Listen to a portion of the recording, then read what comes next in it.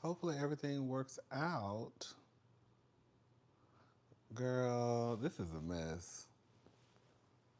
It's always something. Hopefully everything is okay.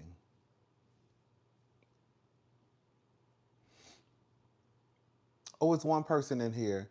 Hey, cousin, can you just say something? Can you just like, oh, there we go. Thank you. Okay.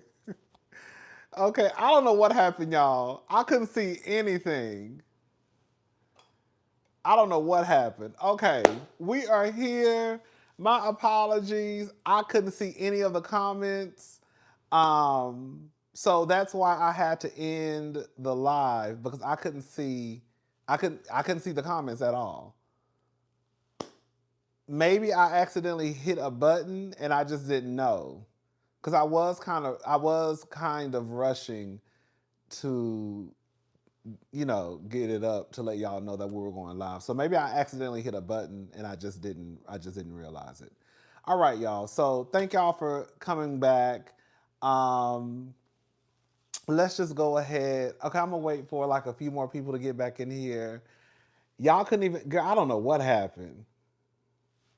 I don't know what happened. What's up? Look out for Lauren. What's up? Okay, so yeah, we down here. Let me drink some water. Girl, this is a mess. Okay, so let me. I have to update it on.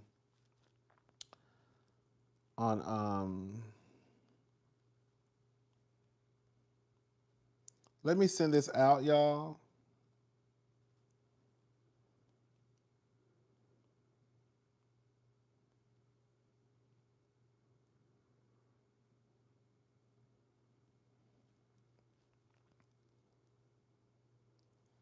Give me like 2 seconds. Let me resend this out because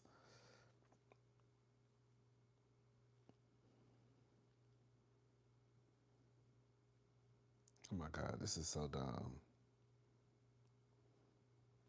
I don't know what's going on, baby. Somebody trying to set me up.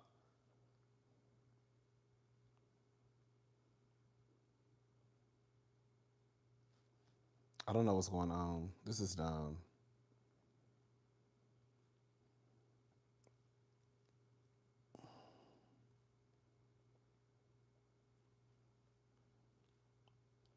Give me like 2 seconds. 40 seconds. Okay. Let's see.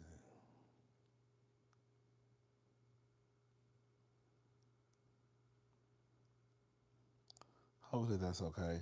Okay, y'all. I'm sorry. I'm sorry. I'm sorry. I don't know what was going on. Okay, so let's just go ahead and get into the mess because it's a school night and we can't be on here. We can't be on here all night long. Okay, so the first thing I want to talk about is just a quick clip that I saw of Phaedra at BravoCon. So for those who don't know, um, Phaedra this past weekend. Thank you, Sybil. Thank you, Angie B. I thought I was blocked. That was me sending messages. I don't have nobody blocked. No, thank y'all so much. So this past weekend was BravoCon, and Phaedra did an interview, and of course, um, they asked about Candy. Girl, I know I didn't put it on the wrong phone. Girl, today is not the. Oh, girl. Girl, today is not the right day. Okay, I have it right here. So basically, they asked about Kandi. And for those who don't know, Kandi received like the Bravo Wife Award for like top housewife um, at the Bravos on Friday night. And so they asked Phaedra about that. So just take a listen to what Phaedra had to say. I know you and Candy have had your ups and your downs and your downs. We've been up and down and all around. But she did get the Lifetime Achievement Award. No, she did. I was so happy for her. I mean, at the end of the day, whatever happened with us, that's what happened. I'm a girl's girl. I'm not a hater. And actually, I was the one that told her Housewives had an opening all those years ago and told her it would be a great opportunity. So for her to be the Lifetime of the Year, I mean, I feel like I'm a big part of it because we made great TV together. So I'm very happy for people. I always want people to get their accolades and their flowers because, honey, it does you no good when you're dead to get flowers. You got to get them when you can smell them, you know? Should she have included you in the thank you speech last night? I think she did include me in her own way. She said, you know, for everyone she ever worked with, and obviously worked with me for years. But, you know, I'm not looking for anything special from her. I mean, as she's probably not looking for anything special from me. You're telling me to rap, even though I love you. Girl, Phaedra, how did you just... Girl, Phaedra, one, Phaedra, how are you trying to take credit for Kandi and her achievement and her being on the Real Housewives of Atlanta? Now, y'all correct me if I'm wrong. I always thought the story was, and I remember Kandi saying this out of her own mouth, that they actually wanted Tiny. Please say Eddie Hennessy when you get to the segment. Looking good, by the way. Thank you, Demi in the city. I thought that Kandi said, and I don't know if she said this on the Escape spinoff show. Maybe she said it in an interview. I don't think she said it on the Real Housewives of Atlanta. I don't think she said it on the Real Housewives of Atlanta. I think I heard her say it in an interview or maybe on like the Escape show. But Kandi said that they wanted Tiny on the show. Tiny said no. And so Tiny either recommended Kandi, but I thought Tiny was the reason that Kandi made it on the show. And I'm almost like 100% sure that that's what Kandi said. And I would want to know, Phaedra, so you knew Kandi? Because Phaedra came on season 3. Kandi came on season 2. So you recommended Kandi for a job. So she knew Kandi prior to season 2 of The Real Housewives of Atlanta?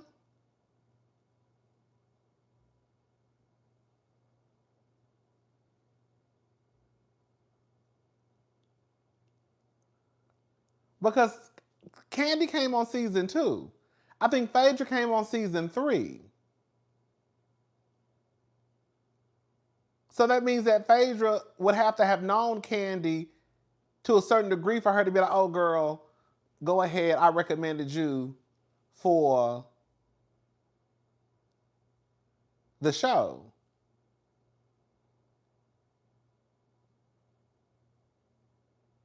So they knew each other prior to the show. But Kandi didn't say that Phaedra was the one who got on the show. She said it was Tiny.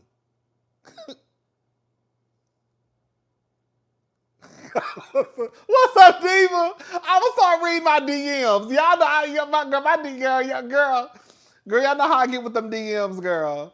I always thought that Kandi said, and I'm almost 1,000% sure that Tiny was the one.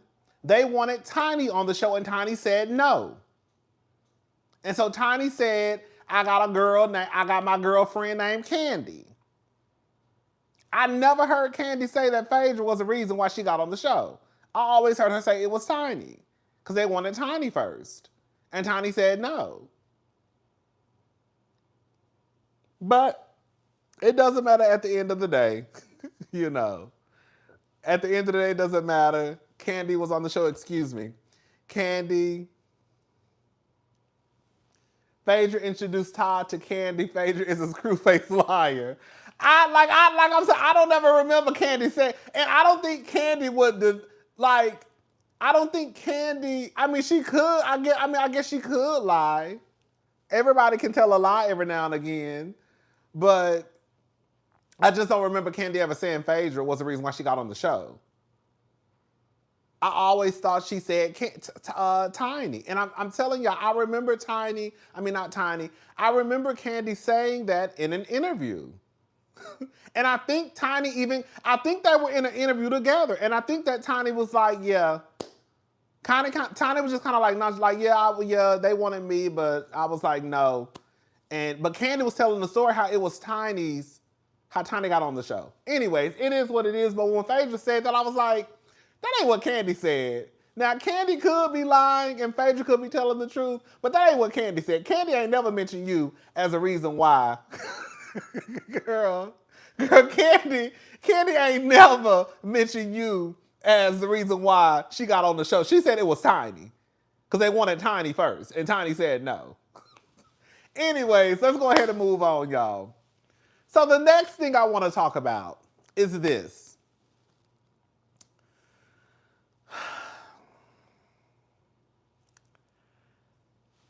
I think that multiple things can be true at the same time.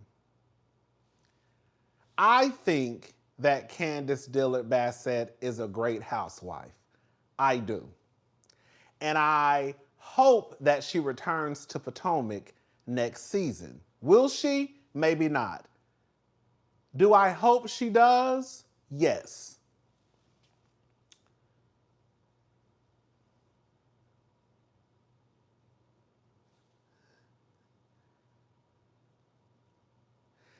I also believe that by Candiace not being on the show, that it has removed a big part of what could have been very negative and dark seasons.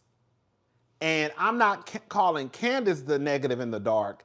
I'm saying based off what Gizelle did would make it be negative and dark, because Candiace is going to forever have her foot on Gizelle's neck until she feels like Gizelle has really taken accountability for what she did to Chris. You see what I'm saying?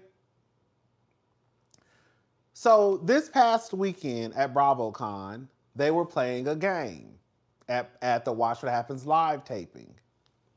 The live Watch What Happens live taping. And one of the questions that Gizelle, it was not everybody, some of the girls would pick to choose. It was a game called Full Time, Friend of, and Forgettable. So they would put 3 women on the screen and they would pick a housewife that was on stage, and the housewife that they picked had to choose out of the 3 women that were on the screen, who would they make a full-time housewife, who would they make a friend of, and who would be forgettable. And so they put the spotlight on Gizelle, and the 3 women that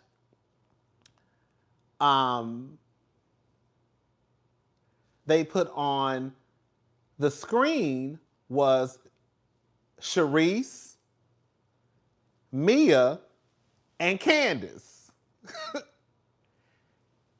So Gizelle said that she would make Charisse full-time, Mia a friend of, and Candiace would be forgettable. The crowd's reaction and even the housewives on the stage was very much, girl, you sound insane. It was a lot of grunts and moaning, like, girl. Even the housewives that were on the stage were like, girl, what? And I tweeted out, Mia called Gizelle's daughters a pack of whores, basically. And she still chose Mia. Let me add to that. I want to say this. I'm not mad at Gizelle for choosing Mia as someone who she wouldn't mind returning to the show, basically. But I thought about this. This is how you know Gizelle does not do what's best for the show. Because there's no way in hell, let me just say something. I enjoyed Charisse as a friend of season 3. I didn't like Charisse her first season. I didn't. She wasn't my cup of tea. I didn't watch season 2, but she was going through a divorce, and so they made her a friend of. I thought her role as a friend season 3 was everything. But the fact of the matter is not an opinion, a fact. Nobody ever wants Charisse on the Real Housewives of Potomac. If anything, they make fun of Charisse. They call her the cafeteria lady. I agree. I love me some Candiace. I love how she kept her foot on Gizelle's neck. She's mad at Candiace for something she did. Thank you, Sybil. We're going to get into it. And it just goes to show that even as of today, Gizelle still does not do what's best for the show. And because of Gizelle's ego and pride, it's going to be the downfall of Potomac. There is no way in hell that Gizelle really thinks that Charisse being in a full-time position is what's best for the Real Housewives of Potomac. Nobody talks about Charisse. When she's on the screen, everybody wants Charisse off the screen. One thing I always appreciate about Lanithia Leaks is anytime she does her top housewife, whether she like you or not, she gonna include Kenya Summer Moore. She just did a list the other day, and she included Claudia Jordan.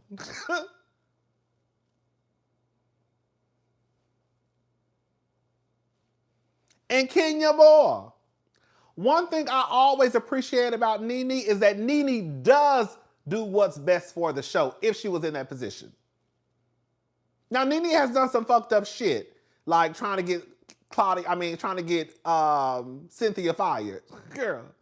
But what I'm saying is she will do what she feels is best for the show. Whether I like you or not, what's best for the show if I was in charge would be to bring Kenya Moore back.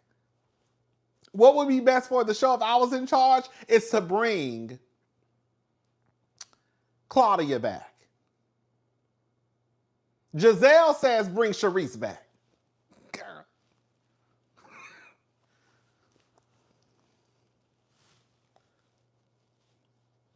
I don't have a problem with Charisse now. I didn't like her the first season. I don't have a problem with Charisse. And I'm gonna tell y'all what the problem. I'm gonna tell you what the big problem is with some of the viewers. Can we just go ahead and put it out there? I'm gonna say it because don't nobody else want to say it. I do believe that you like who you like and you don't you don't like who you don't like. It is what it is, right? But I think there are a large group of viewers who don't want Candiace back on the show, because if Candiace did come back on the show, then we would have to address how Candiace and Gizelle left off. And see, what's happening now with Gizelle is, I'll give her credit, and even some of the producers, they have now edited Gizelle the way that she was season 1 when she was likable. You see what I'm saying? So now more people like Gizelle, because when you look at the comments, it's like, oh my God, Gizelle reminds me of the Gizelle in season 1. Gizelle reminds me of the Gizelle in season 2. Gizelle reminds me of the Gizelle in season 3. But see, if Candiace came back, then we're going to have to address how Candiace and Gizelle left off. And then we're going to have to get into the fact that Gizelle accused Chris of sexual assault. And we're going to have to open up the door of Gizelle saying that girl Chris tried to lure her into her dressing room because she knew her glam squad was gone. And we're going to have to open up the door that Gizelle said that Chris was a sneaky link. And we're going to have to open up the door that Gizelle said that Chris was trying to say that see if she was with it. You see what I'm saying? And for a lot of the viewers, they don't want to go back to that. So in order for me to live in my bubble that I've created about Gizelle, keep Candiace off the show. Because if Candiace comes back to the show, then we're going to have to talk about how Gizelle got her black ass down to the Real Housewives of Potomac and falsely accused someone of grabbing another woman by her ass. And that's not what y'all really want to do.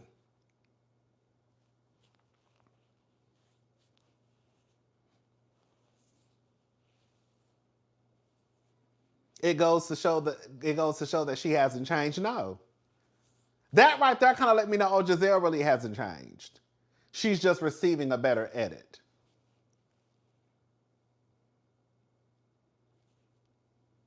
So in order for a lot of the viewers to live in this bubble that they've created, their love bubble that they've created about Gizelle, they have to keep Candiace off the show. Nene is definitely team show. That's what makes her great TV. Gizelle reminds me of the same Gizelle that lied on Chris, and I'm not buying the remake. Thank you, Sybil. So the viewers want to live in their love bubble that they've created with Gizelle since they gave her a rebrand last season. So in order for them to continue to live in that love bubble, they have to keep Candiace off the show. Because if Candiace comes back, the conversation has to be had. And the thing that baffles me the most with Miss Gizelle is it just goes to show that you still have not taken accountability for what you did.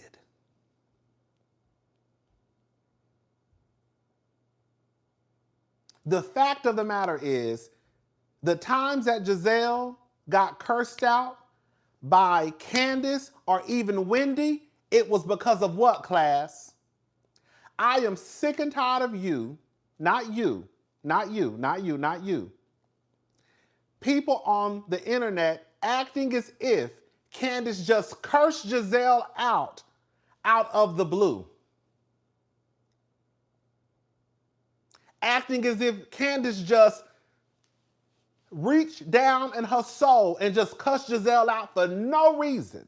Preach, Rodney. One thing about the Housewife fans that will play revisionist historian every chance they get, that will flat out lie to push a narrative, they sure will. Gizelle has set Nene spat popcorn on Kenya, and Kenya still wanted Nene back and vice versa. Come on. Gizelle has said out of her own mouth on the Ultimate Girls trip that Candiace does not start, she reacts. That's what Gizelle, that's what Jizzy said out of her own mouth on Ultimate Girls trip. That Candiace does not start, however she responds. Chris is not weird, and you don't blame men for something they didn't do. We already have enough men actually doing what Gizelle blamed him for, and people not believing real stories. Come on, Erica De Niro TV, thank you.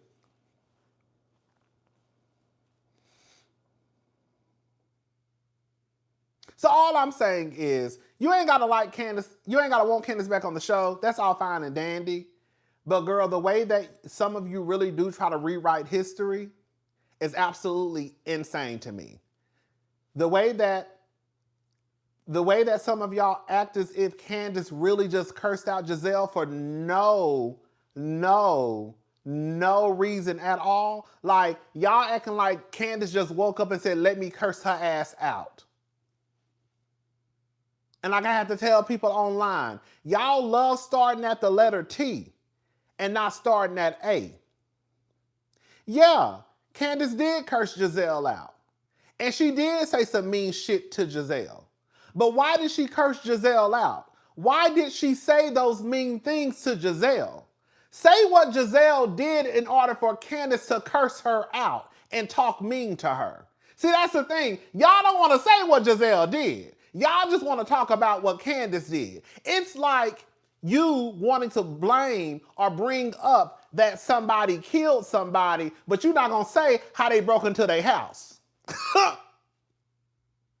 You just want to talk about how they killed the person, but you're not going to talk about how they broke up into their house and tried to sneak up in their bed, and that's why their faces are on the front of a t-shirt. Like, y'all want to start at the end. Y'all don't want to start at why Candiace cursed Gizelle ass out.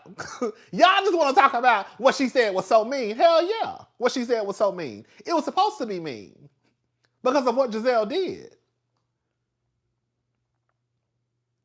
It was a lot of controversy when Candiace said it at the reunion, but it was true. Gizelle being white adjacent has worked well for her.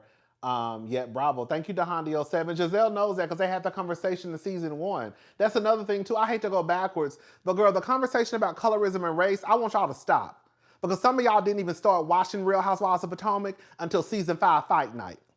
Let's be very clear. Now, I did miss season 2 because I thought they was fake in season 1. Okay?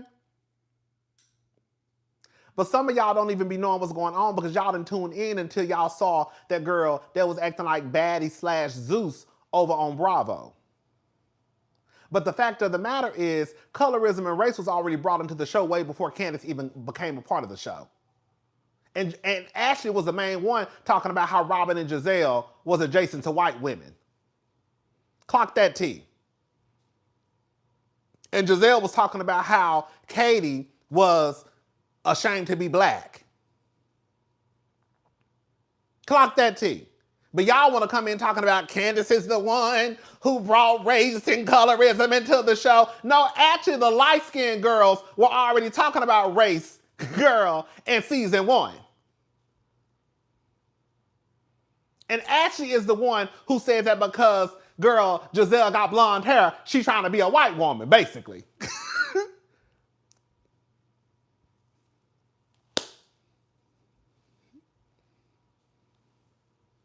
So if we gonna tell the story, then tell the motherfucking story.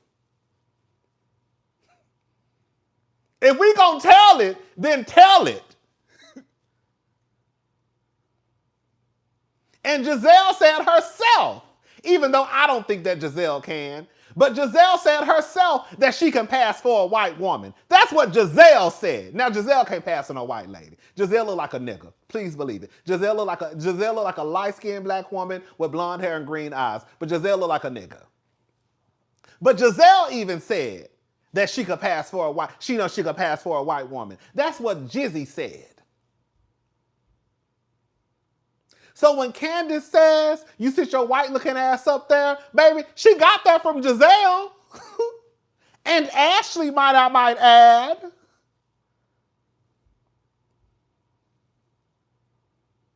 If anything, I thought Robin was a white woman when I saw the promo picture. I ain't never looked at Gizelle and saw a white lady. Never. But I'm going to tell you what she said, though. I've never looked at Gizelle and saw a white lady. Cool, come on, Giselle, around to my rich women. Robin, I thought Robin was a white woman when I saw the promo shot from season 1. I thought it was all black ladies and one white woman. And I think once I saw the trailer, I was like, oh, she black. Once I saw Robin on the show, on the TV screen, she gave me black lady.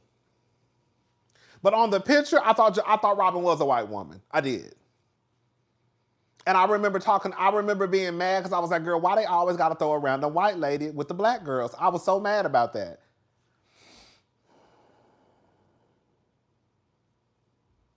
If people admitted Gizelle started with Candiace, then it would nullify their narrative that Candiace talks too much shit to people, which is why they claim she got beat up by Money Mayweather Samuels. Right. Thank you, Jalen. Right. People don't want to start. People don't like to tell the truth. It's okay to say that what Candiace said was mean. Yeah, it was mean.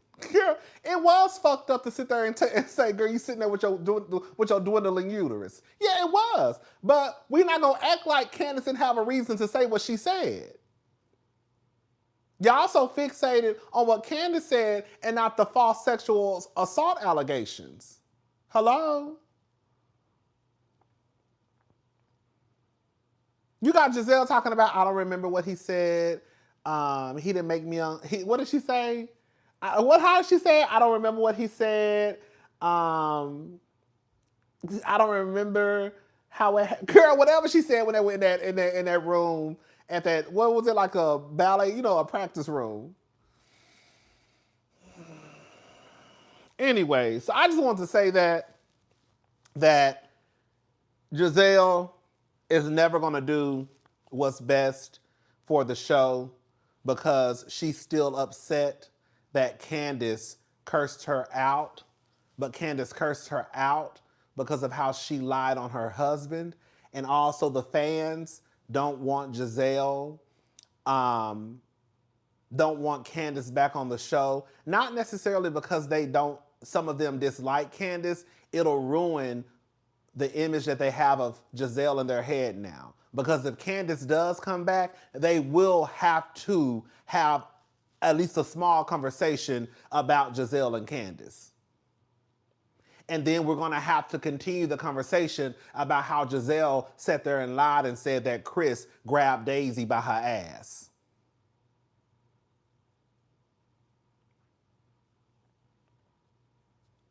You know what I'm saying? Anyways, so let's move on. Baby. Hey!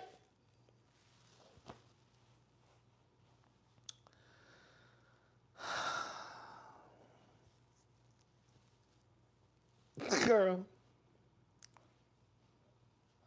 Y'all know I got insomnia. Side note, you were right. Jizzy's wig looked bad at BravoCon. I told y'all, Jizzy, let me tell y'all something. That's how, and like I told y'all on Patreon. We talked about this on Patreon. I tried to tell y'all on Patreon that, girl, I ain't gonna, we already talked, I don't wanna talk about it no more. I already talked about it. But Jizzy, girl, I'm gonna leave it alone. Anyway, so thank you, look out for Lauren. I'm telling you, okay? All right, so, girl almost made me a cocktail earlier. I almost made me a cocktail earlier. I still got that same Tito's that I had in Vegas. Still, it's not even open. Girl, bottle sitting on my counter, still locked. Locked and loaded. And I was about to pop her earlier and make me a little cocky. I want to talk about Pam Oliver and Eddie Hennessy, baby. Better known as Dr. Wendy DOES'T and Eddie DOES'T. I think I had just went to sleep. I'm telling y'all. I was up all night and I was rewatching, The Diplomat.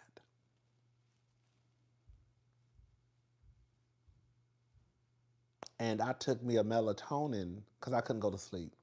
I took a melatonin around like 7, I believe. And I think I went to sleep probably around like 7:40, 7:30, 7:40.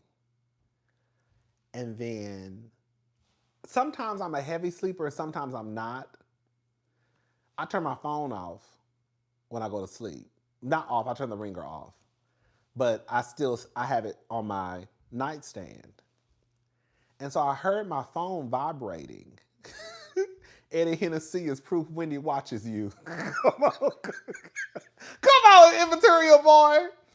And so I said, I was like, oh girl. I was like, I wonder what's going on, but I just couldn't. You know, girl, that melatonin was in me. And so I was like, girl, I heard my phone vibrating. I'm like, I was like, I'm going, Girl, I was like, And so I heard it vibrate again because it vibrates. It vibrates like 3 or 4 times with every message, right? And so I was like, girl. And then I had to get up and go to the restroom. So I come back and get into bed. And I was like, Michelle, let me check these messages. Baby. Sha couldn't even go back to sleep. Girl, I said, girl. So I'm not going to read this whole article, but I'm going to read the most important parts, okay? So, this is according to the Baltimore Manor. Real Housewives of Potomac stars used aliases and 40 credit cards, prosecutors say.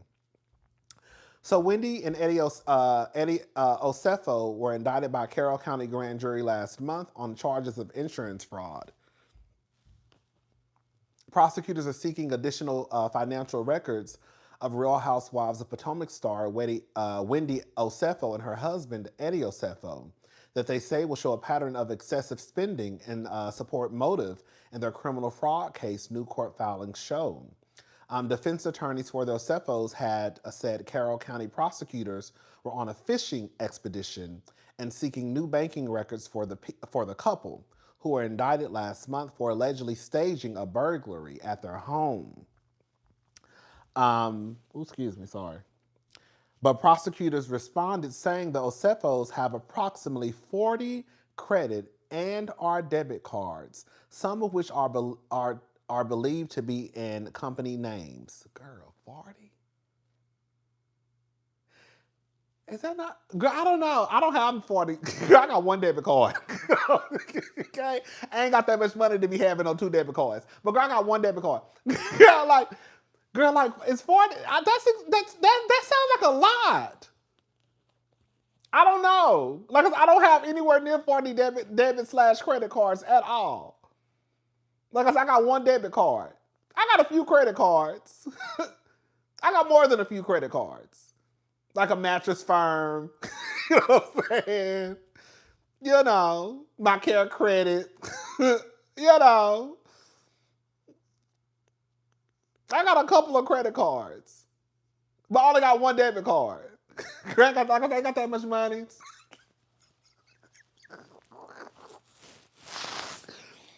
You know what I'm saying? But I was like, 40, that sounds like a lot. I know also that me, Eddie, and Wendy are not in the same tax bracket at all. Girl, let me just be very clear. We're not in the same tax bracket. Girl, well, we might be. Girl, quiet as this kept, girl, we might be. Girl, quiet as this kept. Girl, we gonna be honest, girl. I feel like we might be in the same tax bracket as Mia, cause Mia over there stealing furniture. Girl, we might be in the same tax bracket as Mia. Mia been gone for 3 months, and girl, you already stealing. Girl, I said, oh, girl. Girl, when I say times is hard, work ain't honest, but it pays the bills.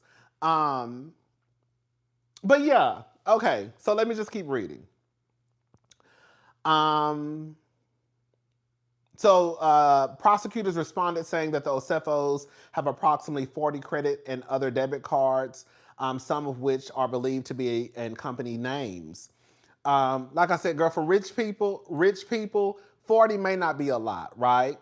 If you have different businesses, you know, they may have debit cards. They may have debit cards in their children's name, right? So 40 may not be a lot. For me, 40 is a lot. But again, I'm a single man. I don't need no 40 debit credit cards. Okay, I ain't got that much going on in the world. And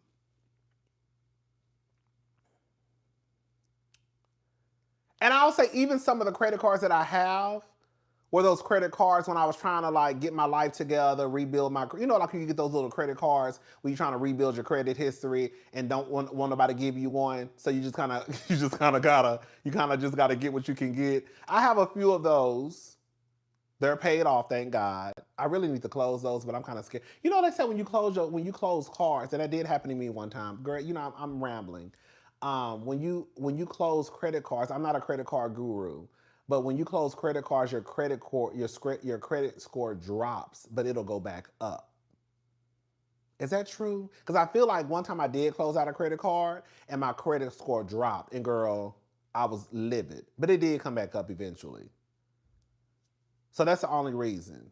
Because I was like, girl, if I move,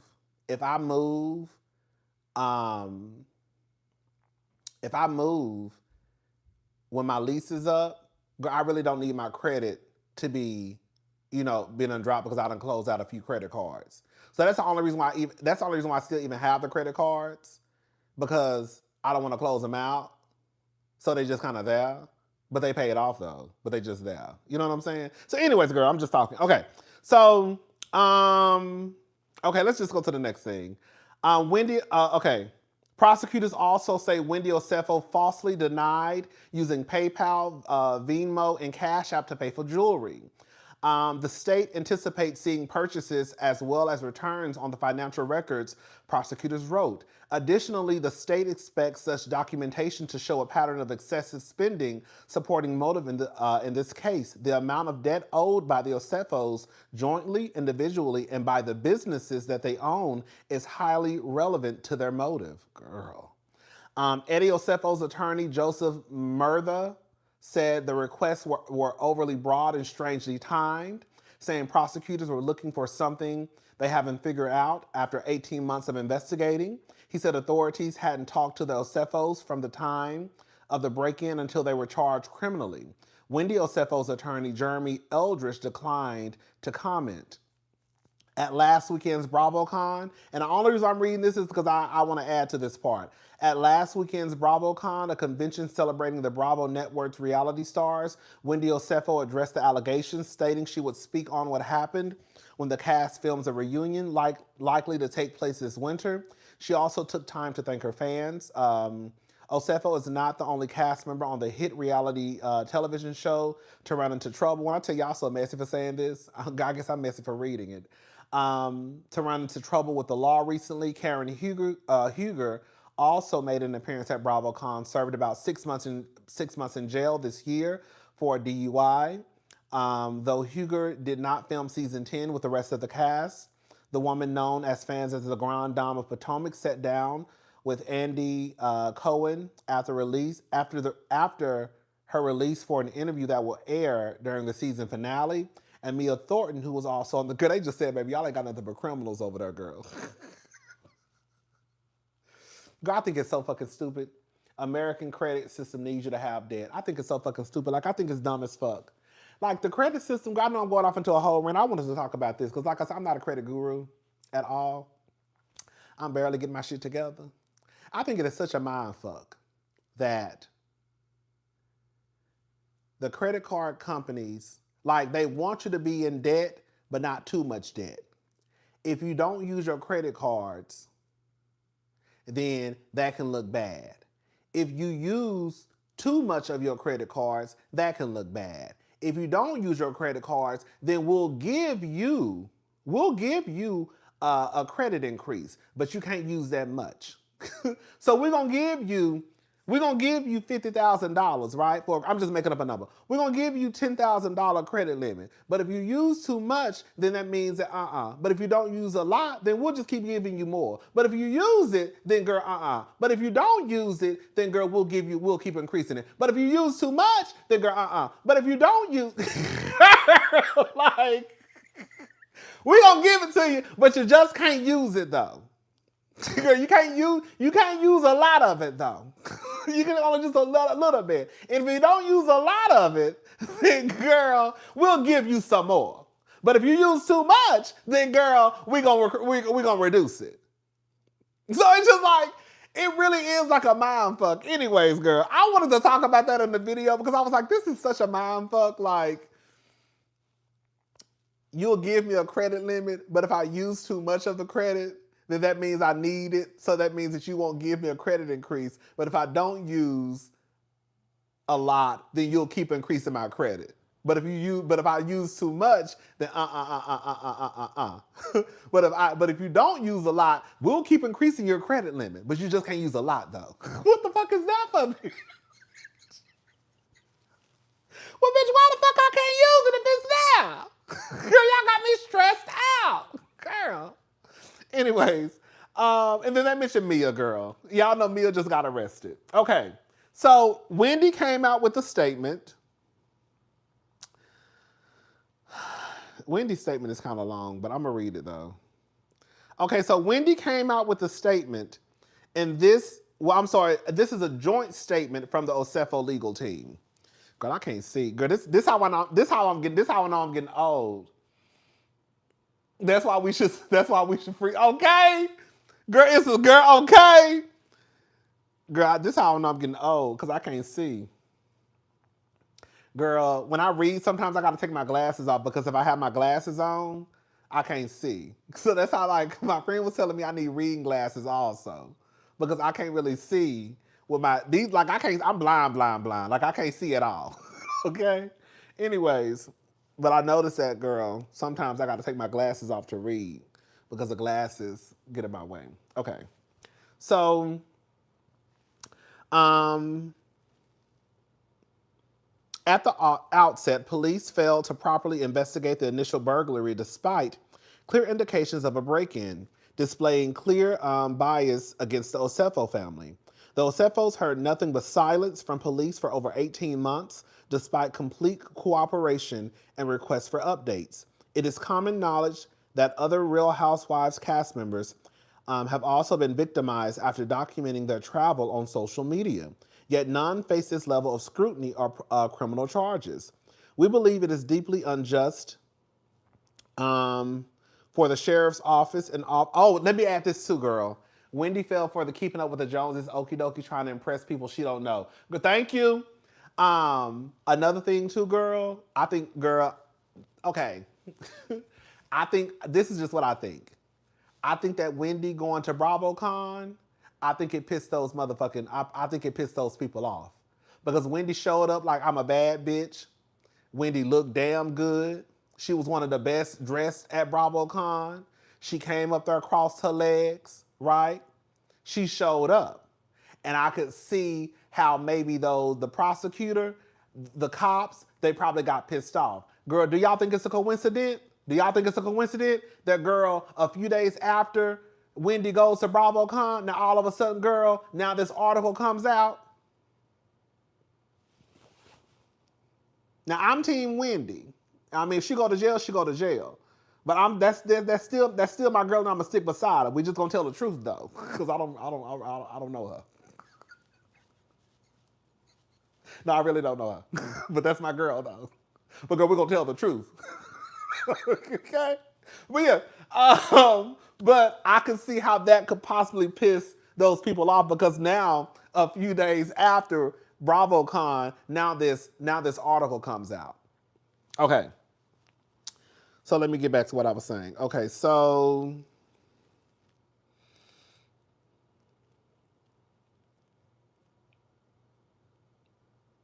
we believe it is deeply unjust for the sheriff's office and the office of the state's attorney for Carroll County to publicly expose confidential financial information about Eddie and Wendy Osefo. Didn't I say, girl, didn't I tell? Well, we already knew. I didn't tell y'all. But didn't we already say, girl, baby, let me tell you something. Big girl Carroll County said, hold my beer. Basically, girl, didn't we say, girl, I hate this for Eddie and Wendy. I really, really do, because that's my girl. But girl, we already knew, girl, we're gonna know all y'all business by the end of this year. Girl, we're gonna know exactly how much y'all make down to the penny and how much y'all owe. I don't care. It's not like they're out here putting people in dangerous by driving drunk or lying on innocent man accusing them of SA. What's also a crime, the lying, but the other ones are might light, and myself am light skinned. Girl, I'm not. We're gonna talk about it. I'm gonna keep the focus on Wendy. I'm gonna keep the focus on Wendy for right now. But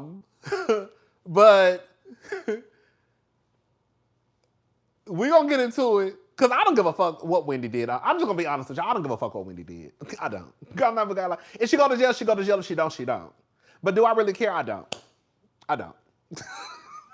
I just don't. And that's not because I like Wendy. What I'm saying is what she did. I know people are going to say, oh my God, the victims are going to be, The reason why I just don't care, because like there are really no victims in this crime. If anything, she'll be embarrassed and she may have to do some jail time. But do I necessarily care? No. No. And I also feel too that there's no way. That's what I said. The whole system is a scam. So free Wendy and Eddie. Okay, right? Like at the end, thank you. Like at the end of the day, it's just kind of like. And I'm gonna go ahead and say it. I'm gonna go ahead and say something. And I'm not trying to bring other people into this, but what's up, James? Shout out to Spilling Boy TV. I'm not trying to bring other people into this because it doesn't take away from what they say Wendy and Eddie allegedly did. But I'm going to go ahead and say it, and I'm not going to take it back. There is no way in fuck hell that you can be Team Gizelle or Team Karen or Team Jen Shaw or Team any other of the other housewives who have committed crimes, but then you want Eddie and Wendy thrown under the motherfucking jail. If y'all can get over Karen and give Karen a standing ovation at BravoCon for minutes on top of minutes on top of minutes, then girl, y'all can get over the fact that Eddie and Eddie and Wendy were allegedly out here, girl, scamming an insurance company. If y'all can get over the fact that Karen Huger was out here knocking pictures off the wall and driving drunk through residential neighborhoods where kids could be walking outside, then y'all can get over the fuck what Eddie and Wendy allegedly did. Now, we gonna talk about it. Girl, we gonna talk about what Eddie and Wendy did. Be very clear. I'm gonna talk about it. I can't talk about nobody else. If y'all can get over what Gizelle did to Chris, and I know Chris is a white man, but y'all be the main ones talking about the Central Park Five and how that white lady. Y'all be the main ones talking about Emmett Till. Y'all be the main ones talking about, girl, people and falsely accusing folks of sexual assault to whatever level, whether it's groping or violating a woman. But then y'all will turn around and act like what Gizelle did ain't that big of a deal. Girl, that's a big ass deal. To falsely accuse someone of groping a woman, that's a big fucking deal. That's a big deal. That is a big deal. If somebody did that to me, I will be ready to tear this motherfucking earth. Scorch this motherfucker. One thing, you can call me messy, girl. You can call me a queen. You can probably even call me a retired whore. But bitch, you're not gonna be putting no shit like that on my motherfucking name.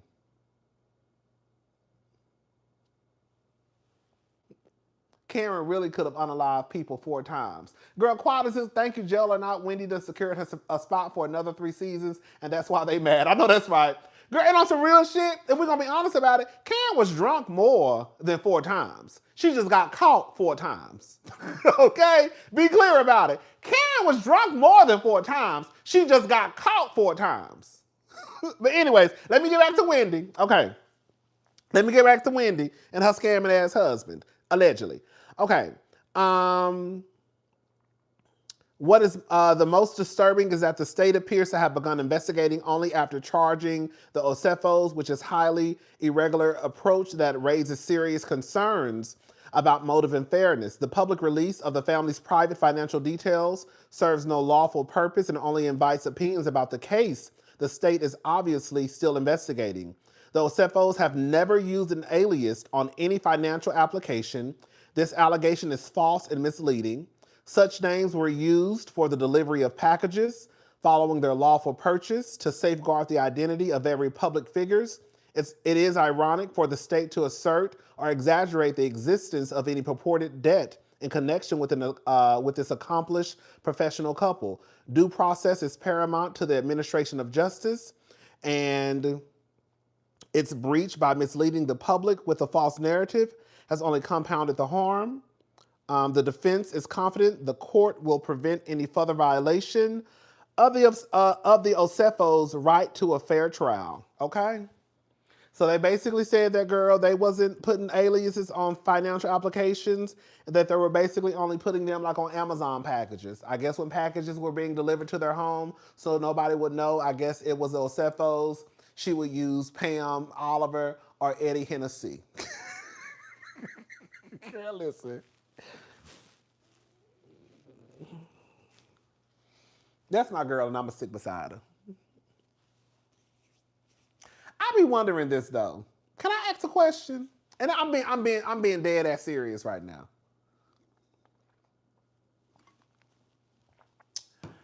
I guess because I don't really look at them as like celebrity. Like they're called Bravo celebrities for a reason. Because even Bravo knows in the grand scheme of like celebrity, like y'all really not celebrities. Like y'all really not. Like y'all are Bravo celebrities.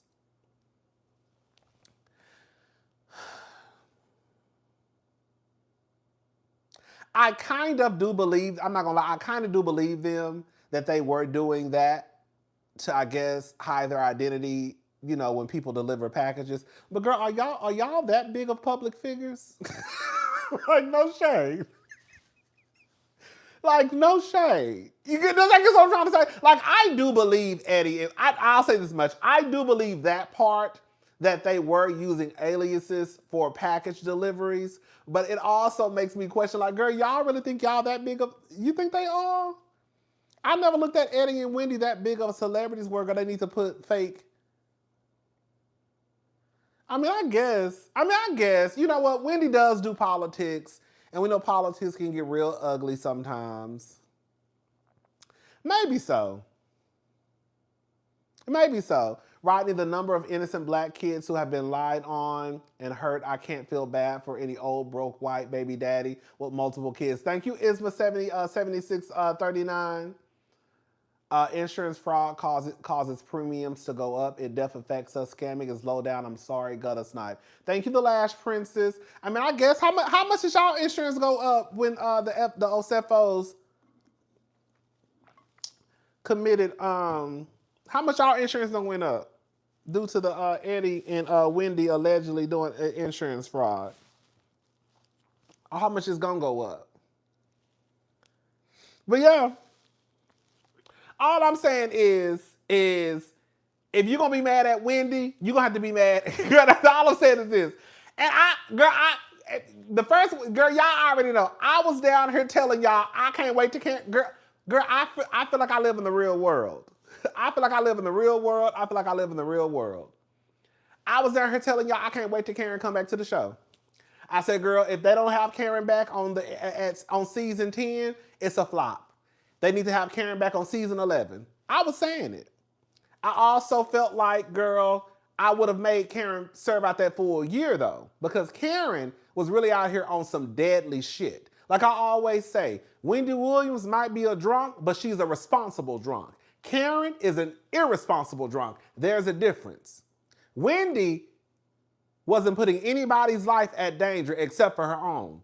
Karen, on the other hand, was putting her life in danger and also other people in the community. Wendy was a responsible drunk who always had a driver. Karen was the drunk who was the driver. You see what I'm saying? And Wendy putting her kids in danger, I hate to sound like an asshole, girl, that ain't got nothing to do with us.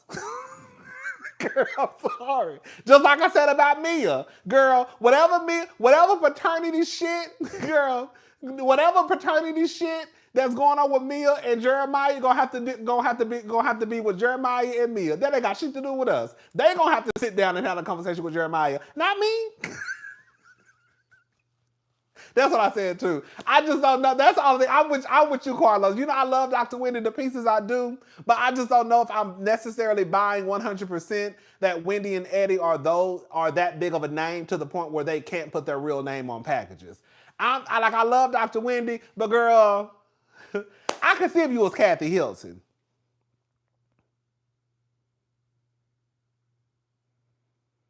I could see if you was even Kyle Richards. I could see if you was Garcelle Bouvet.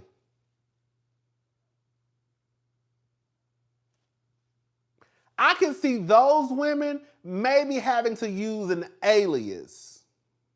I could see Nene. Yes, Nene, Kenya. Those women I could see probably needing to use an alias. I don't feel like Wendy is that big to be like, I need to use an alias. Girl, do you really? Girl, no shame. That's my girl. But girl, we got to tell the truth and shame the devil. Chris only puts hands on Candiace and her mama money. I know that's right. Oh, yeah. I just feel like I just never thought, I guess I just never looked at Wendy and Eddie as that important to the point where they need to use aliases, for packages. I don't know. I don't know if I necessarily buy that. I don't know if I necessarily buy either. But Rodney, Wendy is in politics and Eddie's in law enforcement. I will say this much. That's the only little way I'll give Wendy a little bit is because she is in politics. And I remember April Ryan. Some of you don't know her. She's a journalist. There have been research that shows insurance premiums increase premiums based on demographics, race, and socioeconomic status. Lower income communities more likely have to pay higher premiums than whites. Thank you, Scarlett J. April, I'm more mad at Wendy and Eddie were so sloppy, okay? That's what I'm more mad. And we're going to be honest, girl. I'm pissed off that he sent that email like a dumbass. Talking about, girl, well, you got some Chanel shoes. Chanel shoes? Girl, your black ass just really sent this through an email? Girl, why are you sending emails, girl?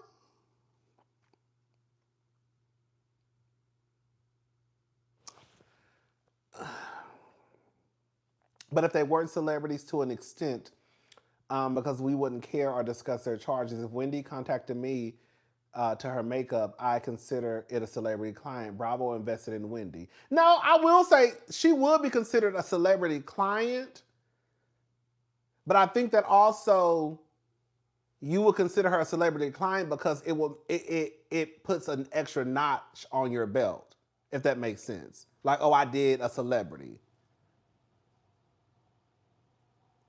But I wouldn't look at Wendy as a celebrity to the point where, girl, she got to use aliases for packages. Girl, no shade. But if I had done some work with Wendy, I would say, like, me doing a video with Dr. Heavenly. I would say, oh my God, I did a video with Dr. Heavenly. She's a celebrity. She works for Married to Medicine. But girl, do I really... Do I think Dr. Heavenly is really a celebrity? Not necessarily. But that's how I would say it, though. If Wendy was so concerned about people finding out their address, she would have put a P.O. box. That's what famous people and business owners do. That's a good point. That's a good point. That's a good point. I think that's a good point, y'all. We have to be fair. That is a good point. If she was that concerned, they would just use a P.O. box. I saw Taraji P. Henson at the post office the other day, and some random black boy walked up to her. Taraji P. Henson. Taraji P. Henson was at the post office the other day. If Taraji P. Henson can walk around here and be at the post office by her goddamn self, then Eddie and Wendy can damn sure get a P.O. box like everybody else. Hello? Now, I'm not saying that Taraji P. Henson has a P.O. box. I'm just saying I saw a video of her coming out of the post office. And if hello? I don't know. Like I said, girl, that's still my girl. But, and I'm going to stick beside her. But, some of the stuff, I don't know. Some of the stuff does have question marks. Do I believe everything the cops say? No. I don't. And I don't know when y'all started believing everything the cops say, if we're going to be honest. No shade. I think Wendy is the provider, not Eddie. Thank you, Isma. I believe, if we're going to be honest, can I say something?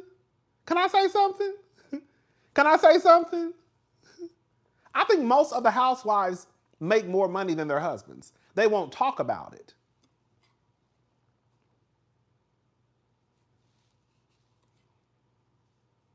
I think most of them do. Candiace made more money than Chris. I think that Wendy at one point made more money than Eddie.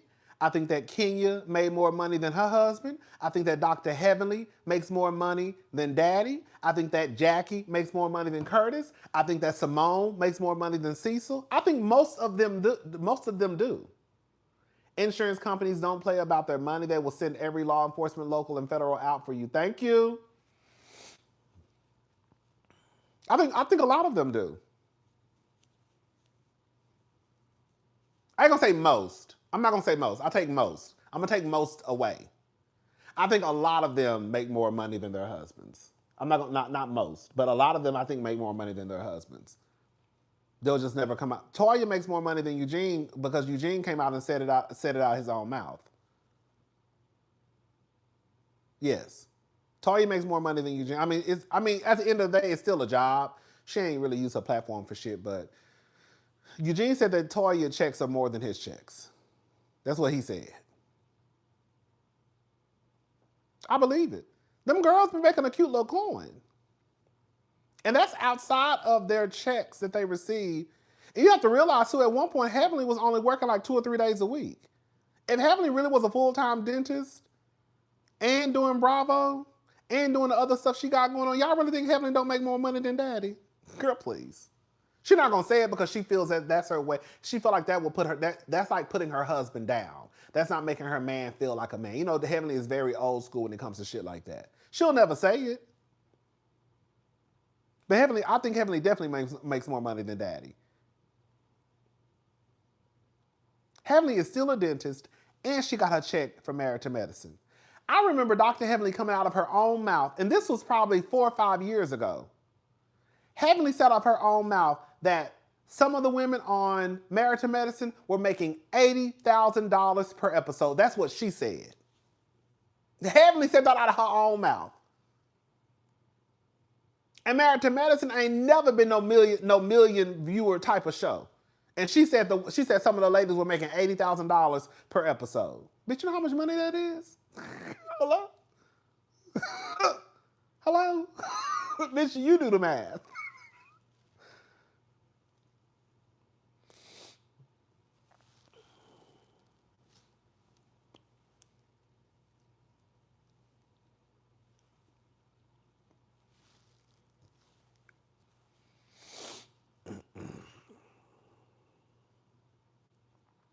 But anyways, it is what it is. I'm here. I love Dr. Wendy. I do. If they did this, it is what it is. They're going to jail. Hopefully they didn't do it.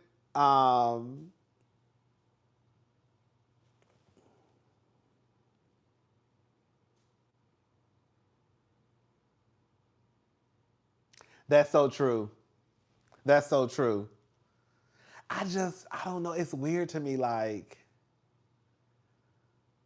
it's if they, I'm just gonna say if they did this, I would really be like, girl, why?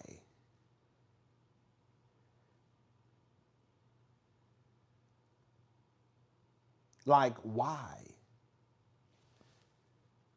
Like, girl, you had so many other ways you could get a coin.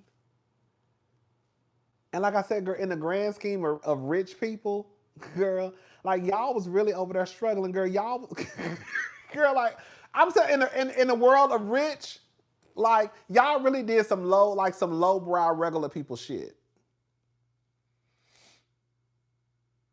Like you trying to get $455,000, girl. I don't know. Like at least Tom Girardi was over there trying. Girl, no shade. Now his ass is in jail, but at least Tom Girardi was over there getting millions and millions and millions of dollars. Like that's why I think I'm more disgusted. I think I'm more disgusted that y'all put y'all life on the line for $430,000, and Tom Girardi over there, girl, getting millions and millions and millions and millions and millions and millions of dollars, girl. Tom Girardi said, "Bitch, if I'm gonna go down, bitch, I'm going down, bitch, going down." You know what I'm saying? Tom Girardi said, bitch, if I'm going down, bitch, I'm going down, bitch. Tom Girardi was over there, bitch, and motherfucking prop, girl. Tom Girardi had a plane that he flew domestic. He had 2 planes. Didn't Erica Jane say that? I didn't watch Beverly Hills like that. I think Tom Girardi had a plane that they took on domestic trips and a plane that they flew internationally. Girl, Tom was over there, girl, getting coin, bitch. Coin.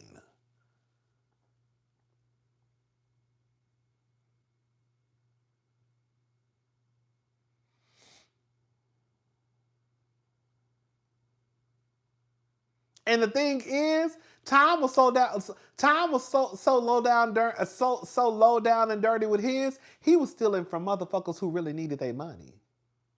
He was stealing from burn victims and widows and orphans and shit. That's how much of a fuck he didn't give. That's a trifling motherfucker. That's a trifling motherfucker. It's levels to the shit. It is. To me, I'm sorry, it is. It's levels to the shit. I'm sorry. I don't give a fuck what nobody say. Girl, it is a difference what Wendy and Eddie allegedly have done versus what Tom did. Girl, Wendy and Eddie was scamming the system. I know y'all premiums might go up $10 or $15. Okay, girl. But, girl, this motherfucker was over here, girl, scamming. Like, it's always levels to it, y'all. It is levels to the shit. It really is. What Jen Shaw did was absolutely despicable. Girl, you're not going to steal from me because I'm going to whoop your ass. But It's one thing for you to steal from me, you know, girl, Erica, James. Don't steal from them because we're gonna whoop your ass. We're gonna whoop your ass together. It's one thing for you to steal from us, but girl, to steal from old people, it's like, oh my God. Girl, you was really stealing from old people on fixed incomes who probably depend on Social Security and all, you know what I'm saying? To pay their bills. Like, that's when it's like, ugh. Not to say it would be better if you scam me, because bitch, I'm gonna whoop your ass, bitch. But it's not as bad. It takes it just to another level when you say, oh girl, you was scamming old people. Huh? Girl, you was doing what? Oh, Like, you a low down dirty bitch. You just a low down dirty, like, you're just a low down dirty bitch. Girl, you just a low down dirty bitch. Like, girl, it ain't nothing else to it. Like, it just takes it to a whole nother level. It's just trifling. It's just trifling. But can I say something, though? Can I say something? I'm not trying to defend Jen Shaw. Baby, I wish I could pen this. Let me read this out loud. Most rich people are scamming in some way. You don't get to higher levels of wealth by doing right by people.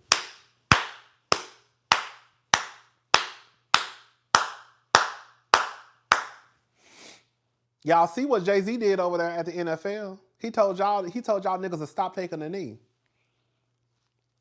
He bulldozed his ass into the NFL using Colin Kaepernick, but y'all don't want to talk about that because it's Beyonce's husband. I'm gonna leave it alone though. I'm gonna leave it alone because y'all don't like to talk about Beyonce's husband. But that's exactly what Jay-Z did with Colin Kaepernick.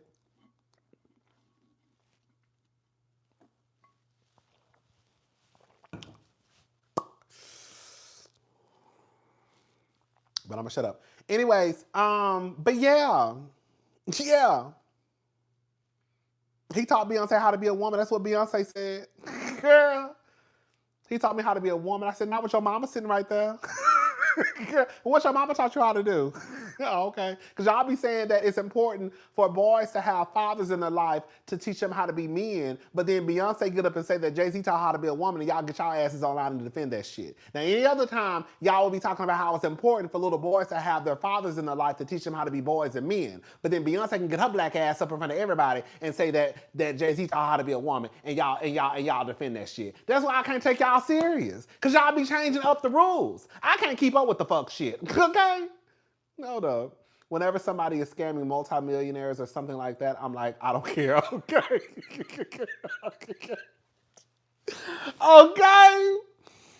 Okay. But can I say something, though? Can I ask a question?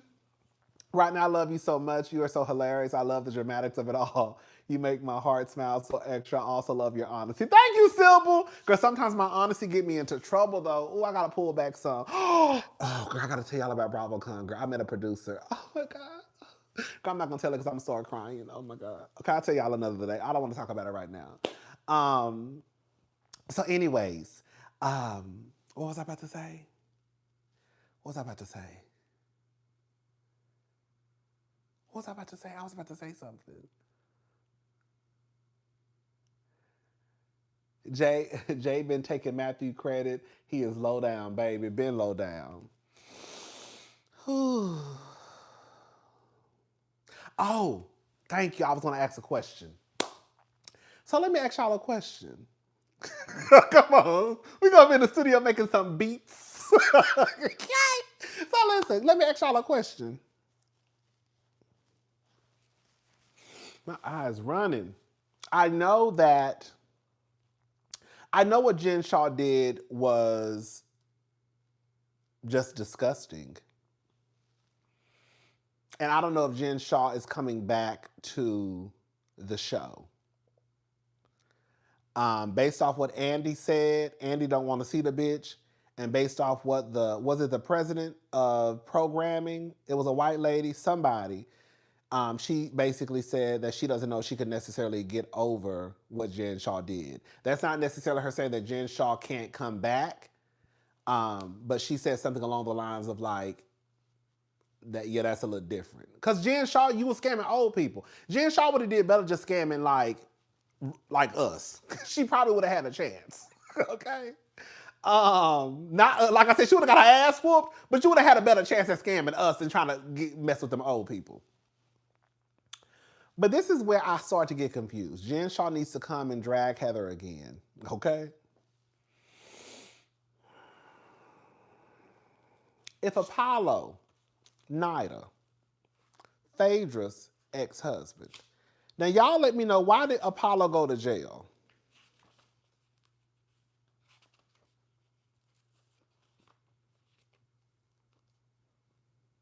I don't want Jen Shaw to come back to the show. Let me start by saying that. I don't need to see Jen Shaw. I don't need to see Jen Shaw. Was he stealing from old people? Because I can't remember what Apollo went to jail for.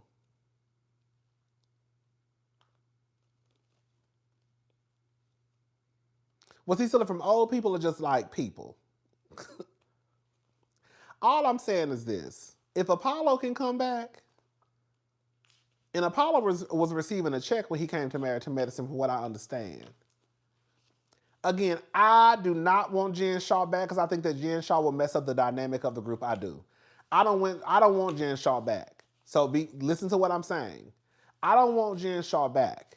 However, if y'all gonna let Apollo come back to the show, Apollo not only came back to Bravo, he went to Married to Medicine a couple of times. Went on the cash trips and everything. That's why I be like, Bravo be fucking up because, girl, in some cases, y'all do move the line. Y'all really don't stand concrete in nothing.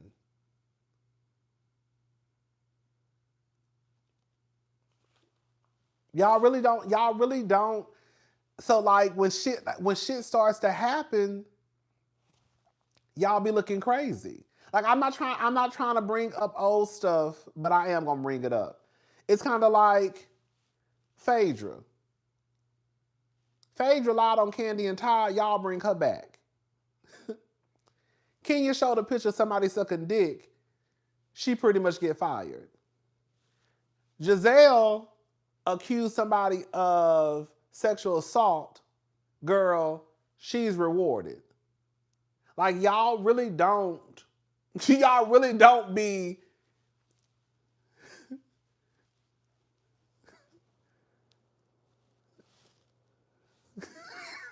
stealing from old folks. And then Erica Jane,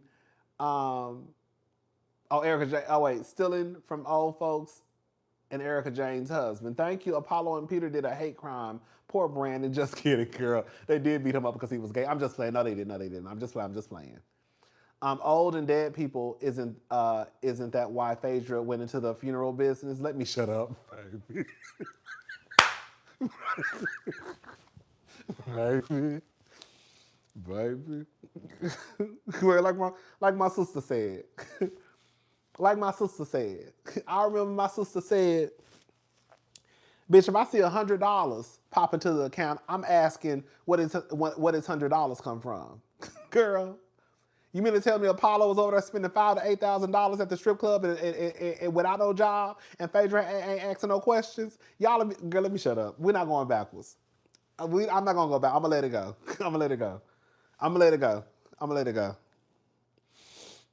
Apollo said he was over there spending $5,000 to $8,000 at the strip club and have nobody's job. You mean to tell me, girl, she didn't know nothing?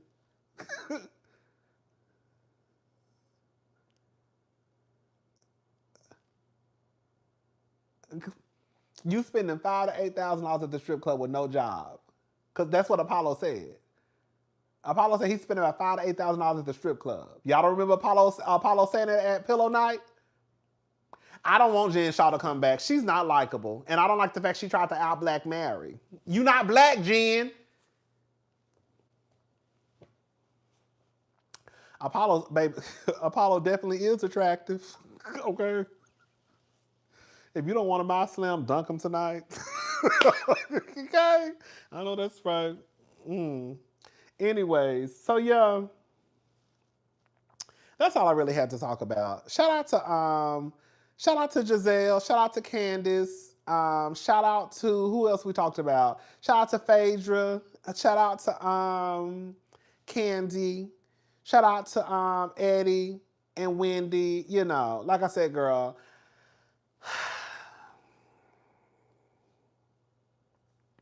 I don't know.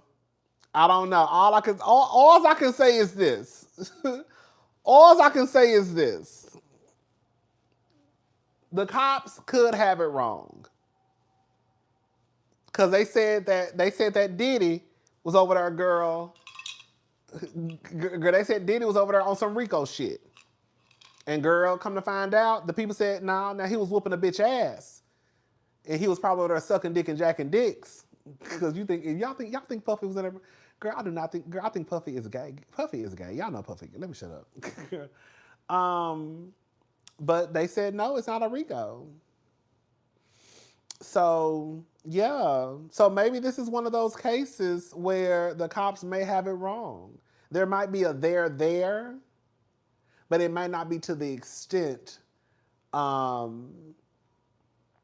what they're saying. Sounds like Apollo did what Eddie needs to do, take one for the family. I feel like, girl, if they go to, girl, I don't know, because, girl, they going after, because the thing is, girl, they going after Wendy. When they went after Apollo, they just went after Apollo. No shade to Phaedra, but they just went after Apollo. You see what I'm saying? When they went after Jen Shaw, they just went after Jen Shaw. They didn't go after the husband. They didn't go after Phaedra. You know what I'm saying? So, like, a girl, Wendy might have to do some time if they're found guilty. But in a perfect world, I would say, oh girl, come on along. In a perfect world, I would say that Eddie needs to take the, in a perfect world, I would say Eddie needs to take the, he needs to take the fall. Y'all say y'all the protectors and the leaders. Well, protect, nigga, protect. Okay. I know that's the thing. Like, they being charged separately. They say Wendy allegedly was saying shit. So, like, girl, it might be another Teresa. Tell us about your good news at Bravo. I need some good-hearted tea today. Hold up. It might be another Teresa and Joe. It might be one of those situations. I don't know. But they definitely coming after Wendy. At least in Apollo's case, it was only Apollo. In this situation, it's not the same. They're going after Eddie and Wendy. Okay? Like, didn't they go after Teresa and Joe? Okay? Anyway, so I was at BravoCon. Long story short, I don't want to spend too much time on it. Girl, I almost bust out crying. I be needing, like, sometimes I just be needing to pick me up sometimes. Sometimes I be kind of like down. Anyways, I was at BravoCon and I was walking out of a panel and someone stopped me and I figured that they worked at Bravo because of how they were dressed and what they had on. And it was a producer and they told me, they said, Rodney, because I had on some sunglasses, but you could see my eyes though. So they were like dark shades, so you could see my face. So I'm walking, and she says, Rodney, and I said yes, and then she was like, oh my God, I watch you all the time, and she was basically saying that she loves my channel and that I'm doing an amazing job and keep up the good work. She told me that the producers do watch me. But I already knew that. Don't ask me how I do, but I already knew that. Hey! So the girls be watching us, y'all. She told me she watches me all the time. And she said that, oh, girl, I'm about to start crying. Oh, girl, here I go. That's all I like talking about stuff like this. Oh, my God, girl, hold up. So anyway, she just said that she watches me all the time. And she was telling me stuff that she likes that I say. And she said that they do watch me. And she just said I was doing an amazing job and to keep up the good work. And I was like, thank you so much. And we talked about the weekend. We talked for it wasn't long because she was at work. Only 366 likes and over 1K in the chat. Right! Girl, we have 1,009 people in the room, and we only have 378 likes. Can y'all please do me a big favor and like the video, baby? It's free. I'm not asking y'all to borrow no money. Not today, anyways. Girl, y'all act like I'm Eddie and Wendy trying to ask y'all to borrow $20 to pay for my legal fees, girl.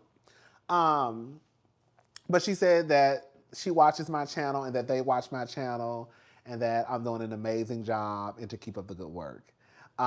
She wouldn't tell me what shows she produces. That's the only thing I don't know.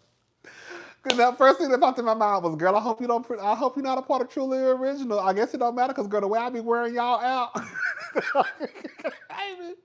Those damn emails, haven't they heard of Pillow Talk leaving a paper trail was crazy? You literally live in the same house. I don't understand that either.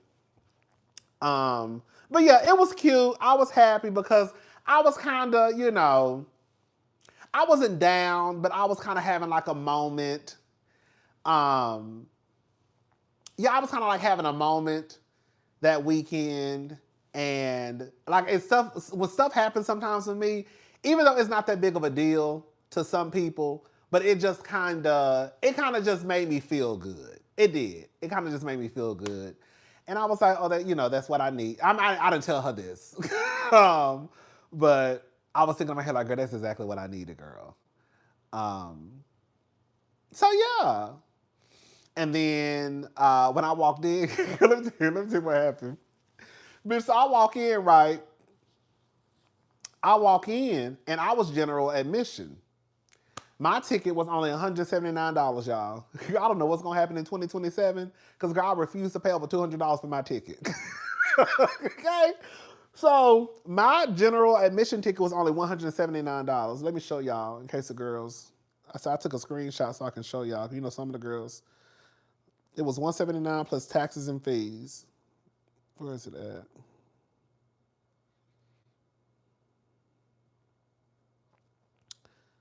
Is that it? No. Oh, here we go. Yep, see? I was going to show y'all online. Shipping information. Rodney Mitchell. Of course, I blurred out my address. Girl, I don't care about y'all can see the order number now, girl, because it's over. $179. $179.10. That's before the taxes and fees. BravoCon 3-day pass. Girl, I got my pass for $179. Girl. So anyways, like in some of the rooms, so like one of the rooms is it was like basically.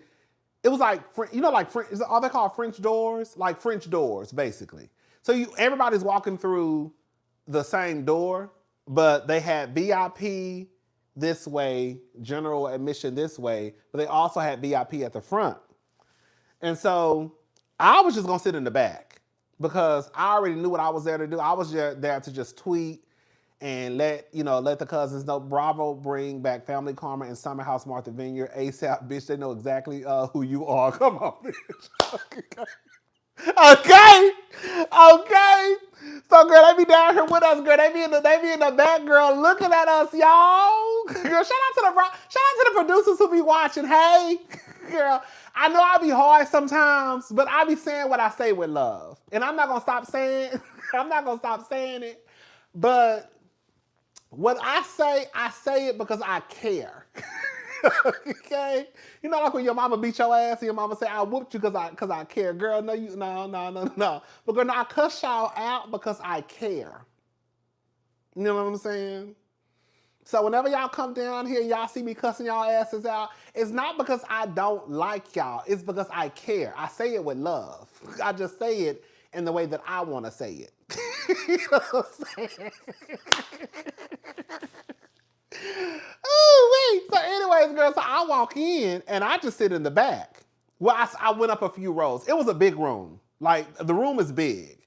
But I was like, I'm sitting in the back because I don't want to be by nobody, girl. Because I was really there to just, like, work in a way. I was like, I don't want to be by nobody. I just want to be in the back by myself, with my cocktail. I had my cocktail. Bitch, let me tell y'all something. I bought a Tito's and Red Bull on Sunday again. Bitch, that Tito's and Red Bull is $24.16. I had a Tito's and a Red Bull. Friday, I spent $35.45 on a Tito's, Red Bull, and a small bag of 50-cent chips. Bitch, next time, let me tell y'all something. I was so motherfucking pissed off. Let me tell y'all something, baby. Baby, next time,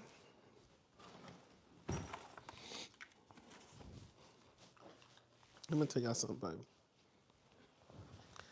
Baby, I got these little bottles, right? Hey! Ghetto fish. Bitch, next time, bitch, you see my sock? Next time, I'm gonna get these motherfucking bottles. See, I forgot to do it Sunday. Girl, I forgot to do it Sunday. Girl, next time, I'm gonna get these motherfucking bottles and stick them right down in the sauce corner. Hold up, bitch. I'm gonna get these motherfucking bottles and stick them right down in my motherfucking sock. Girl, just like this. Girl, pull my sock up, pull my pants down, and walk up in that motherfucker. Bitch, when I tell you, bitch, girl, when I tell you, bitch, them hoes was charging an arm and a motherfucking leg. I got a flash too. Hold up, girl. Y'all don't think I got my shit? Let me show y'all.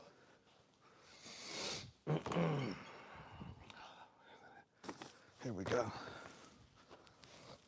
Here we go. I haven't used it yet. That's the only thing. I got a flash too, baby. Hey, what type of girl y'all think I am? Okay?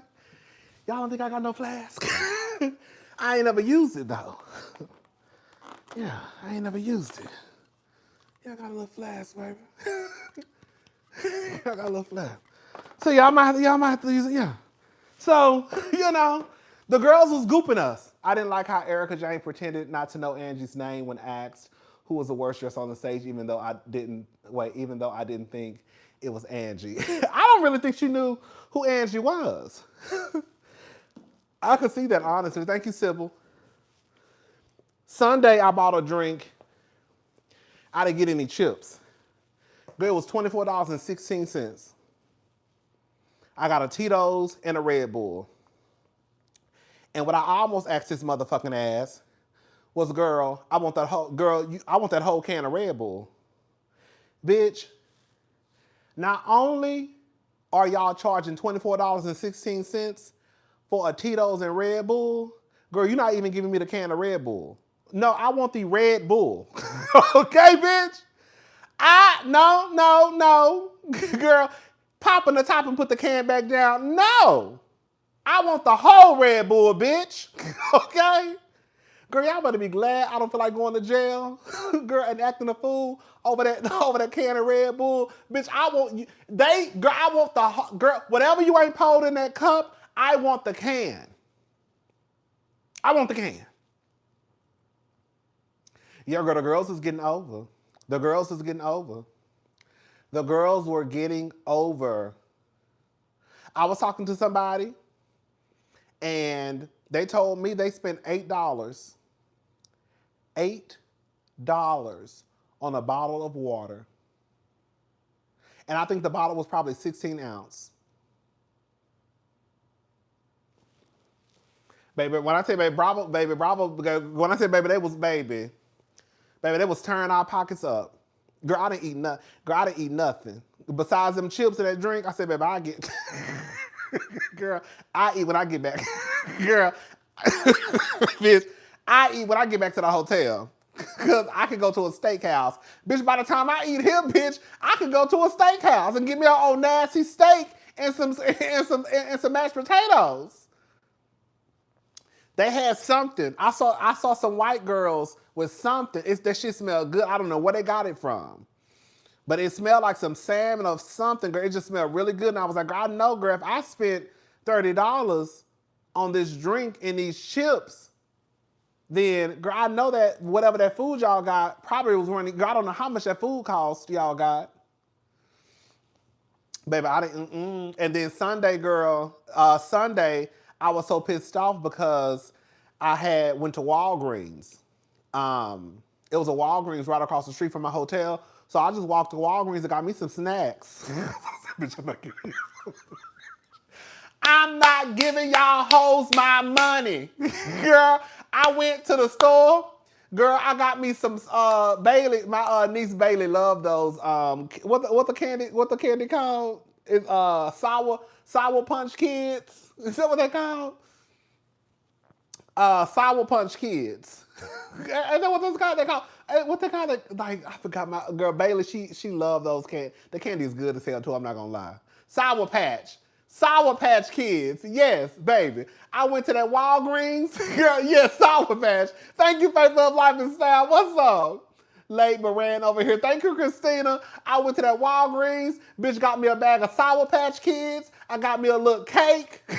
Okay? And I was going to put that shit in my purse and punch in the BravoCon. Because, girl, y'all girls is not getting my money today. And I was so motherfucking pissed off I left my motherfucking Sour Punch Kids and my cake at the goddamn room. I said, ooh, bitch.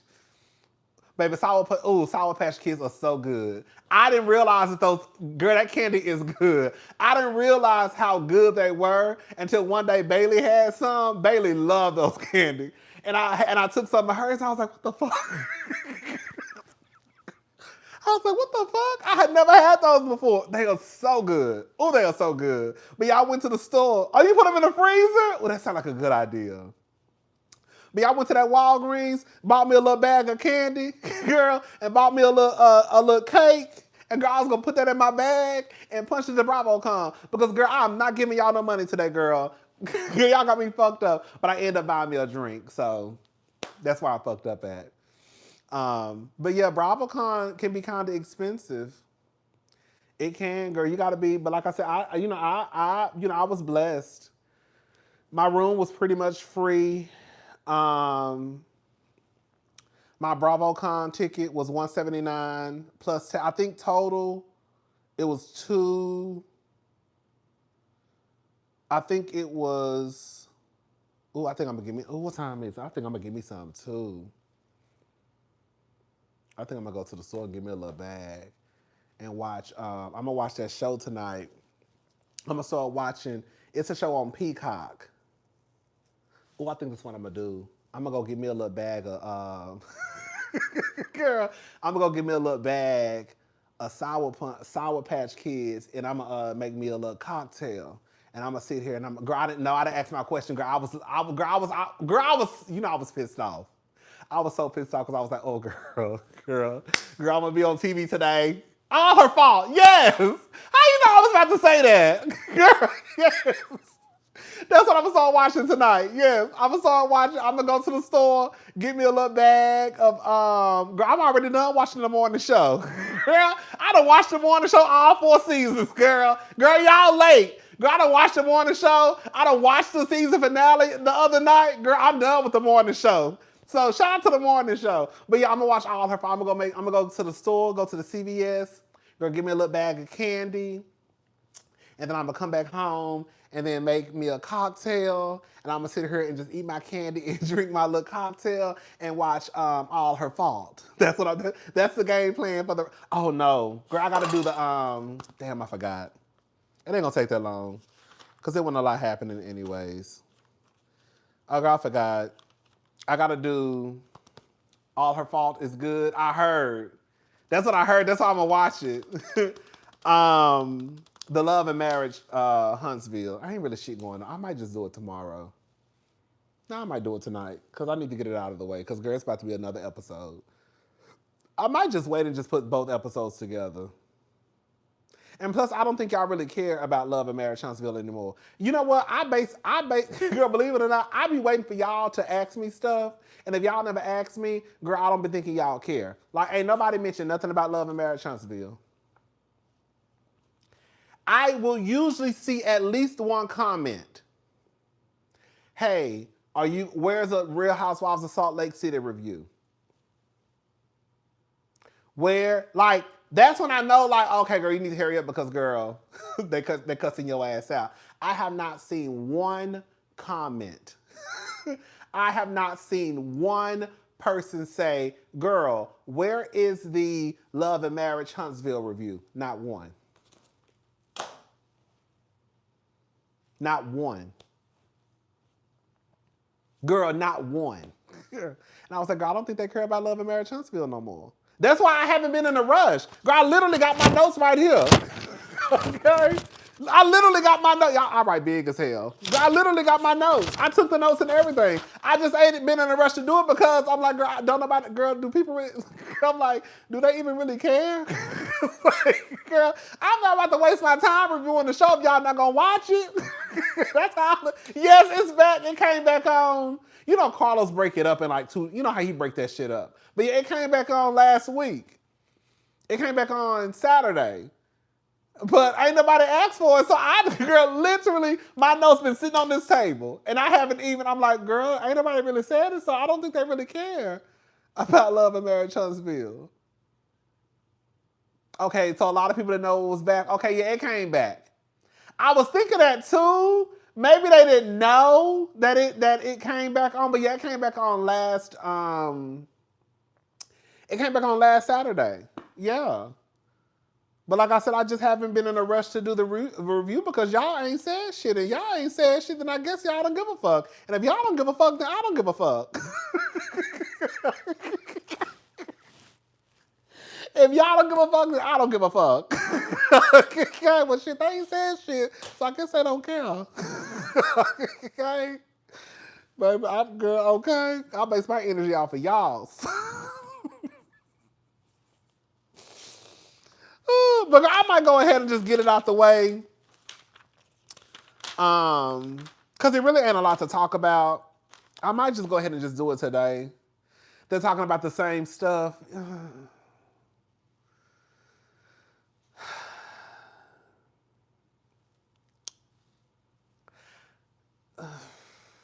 Thank you, Key25. Thank you, Rodney, for being your authentic self. Appreciate your consistency in posting hilarious, real-ass content. Thank you so much. Thank you.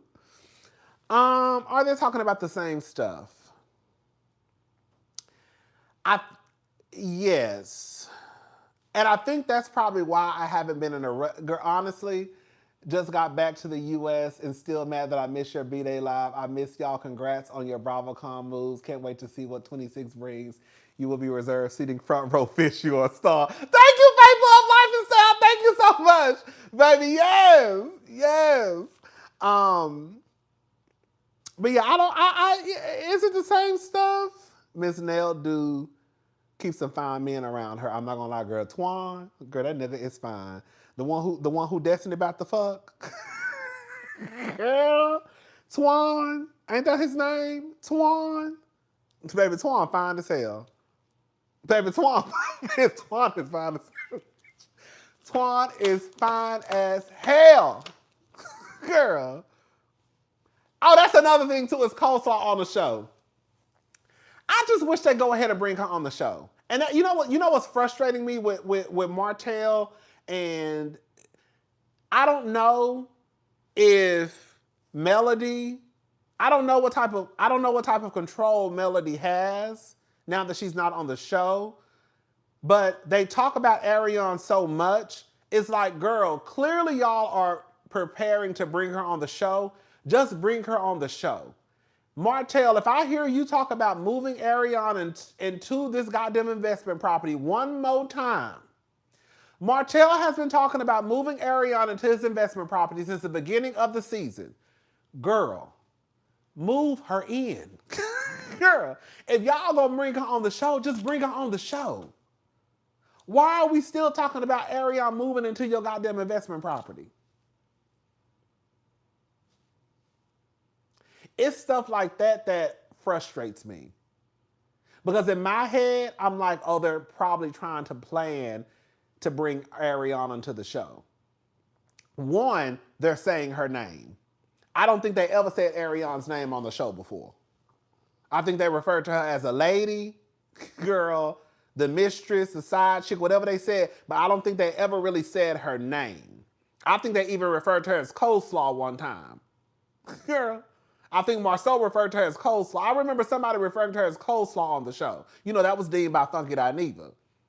But I don't think they've ever said her name. So the simple fact that they're saying her name now, I'm like, okay, girl, they're saying her name. Peasant. Girl, we don't, okay, and peasant. And that came from Martell. Okay? And that came from and the peasant, that came from your baby daddy. Girl. So my whole thing is like, clearly y'all are getting ready to bring her on the show. One, y'all are saying her name. Two, you keep mentioning her moving into your investment property. So just bring her on the show. That's all. Just bring her on the show. I know some of y'all were saying that. I think like legally, I don't know. I don't keep up with them like that outside of the show. I think legally, I don't think Martell can have Ariane around the kids unless they're like married. And I think that's another reason why he's moving her into his investment property, because she can't move into the home because they're not. Some of y'all y'all were telling me this, some of y'all, and they were also saying on Twitter, like, I don't think they can just bring, people around the kids. So I don't know. But anyways, but yeah, I mean, I will say, girl, I was crying this episode with Latricia. Latricia is a mess, but I always keep in mind that Latricia has been through a lot. Girl, Latricia been through a lot, y'all. She have. She been through a lot. But it is it's getting stale at this point. It's kind of getting stale, yes. Yes. The only thing that I felt like was kind of interesting was Latricia talking to, Latricia talking to Dr. Francis. But other than that, nothing really, it was like, okay, girl. Girl, next week, Nell and Kimmy gonna almost get into a fight, so that might give us something to talk about.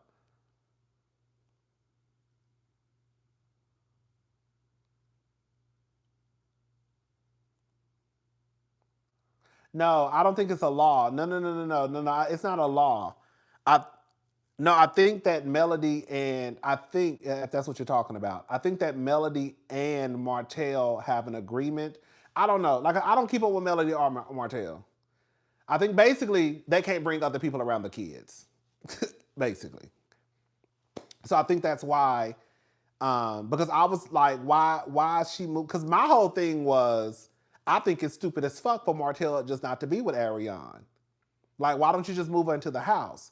And then people were like, because, like, I guess legally, due to the court ruling, like, they just can't bring, like, it has to be like a spouse.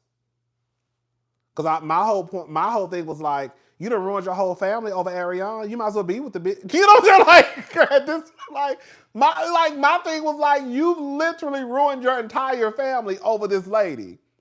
Girl, if you're not gonna be with her now, then why is she not moving into your house? Like, this is what you ruined your life over. Ooh, baby, that sour patch. I'm about to go get me a bag. Put my mouth watering. But yeah, that's what it was basically. They can't live together. They can't live together unless they're married, basically. So, and I think it has more so to do with the kids. So yeah, but anyways, ain't shit really going on. Like I said, I like, Latricia. I was crying watching Latricia's therapy session because I did feel bad for Latricia.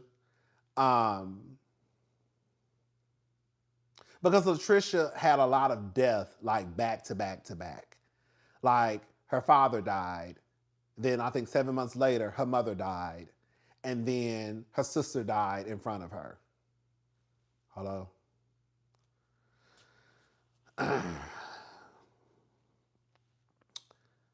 So, you know what I'm saying? Girl, that's a lot. And so, it was sad. It was sad.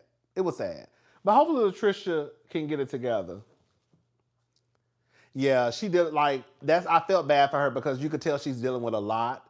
And Latricia, and I always try to keep in mind that Latricia has told us that she does not know how to communicate. So for Latricia, someone who does not know how to communicate, now she's dealing with all of this death. And then her husband, Marquez, basically left her to go to Atlanta and be with the big booty girls. So now I'm with these kids. Like I can see it, that could be a lot. You know what I'm saying? Like my mama died, my daddy died. 7 months later, my mama died. And then my sister died in my arms. And then my husband, he was supposed to have my back. He leaves and goes to Atlanta. You know what I'm saying? Now I'm stuck dealing with these kids. Not stuck. Now I said that the wrong way. But y'all get what I'm trying to say. Girl, now I have to raise these kids by myself and also deal with the fact that my mama died, my daddy died, my sister. Like, girl, that could be a lot. Girl, that could be a lot. That could be a lot, you know. But yeah, I felt bad for Latricia. I really did. But other than that, they ain't really got shit going on Love and Marriage in Huntsville. They don't.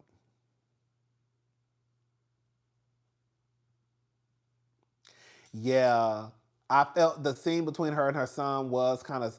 I felt bad because I really do think when Latricia says she's a broken soul, I believe what she says.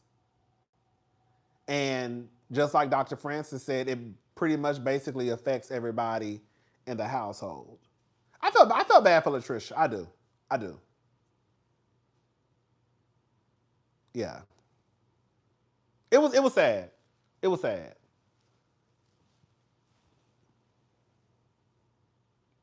Yeah. Yeah. But stuff like that is good to see. And then on top of that, I will say it had like that's what I'm saying. Like sometimes I really try to believe it or not, I really try to understand the girls on reality TV because I know it has to be hard as fuck to sit there and tell your truth in front of a camera. And you know, everybody who watched the show gonna see it and judge you. So I try to take that into account too. I mean, that's what they signed up for. That's one way, like, well, that's what you signed up for. That is true. But I can also see how it can be very difficult to like have these conversations. You know what I'm saying? Girl, that's your review right there. Really and truly, low key, girl. I really, girl, we gonna be good. Why we been, girl, on some real shit? Why we been, girl? That's a lot of grief for one person to have to deal with. Oh my God, it really is. It really is. That's why I was like, if you watch it, Latricia is a mess. But you start to understand why Latricia is a mess. Like she gonna have to eventually get her shit together. But it makes sense why she's just not a mess because she's a mess. If that makes sense. Like she's a mess for a reason. And you know, like, I got a little hard. You know, I be understanding the girl. I be trying to understand the girlie sometimes. But yeah, girl, that's really my review. Girl, that's really the review if we're gonna be honest, girl. Cause ain't shit. Girl, some real shit, girl, that really is. I mean, girl, I got some notes, but like I said, girl, I was just trying to find something to talk about. Like, I really got Chris fired the housekeeper. Girl, they really ain't got nothing going on. I put, why does Destiny need a bodyguard? Girl, I'm telling y'all, girl, like, I was really, like, looking for stuff to talk about. I was like, okay, girl, Latricia, the conversation Latricia had with her son and the conversation that Latricia had with Dr. Francis, that was really the show to me. Everything else is just kind of like fluff. We could just really talk about Latricia and her son and Latricia and Dr. Francis and be done with it. But I really just did the review, so. That's the review. That's the Love and Marriage Huntsville review.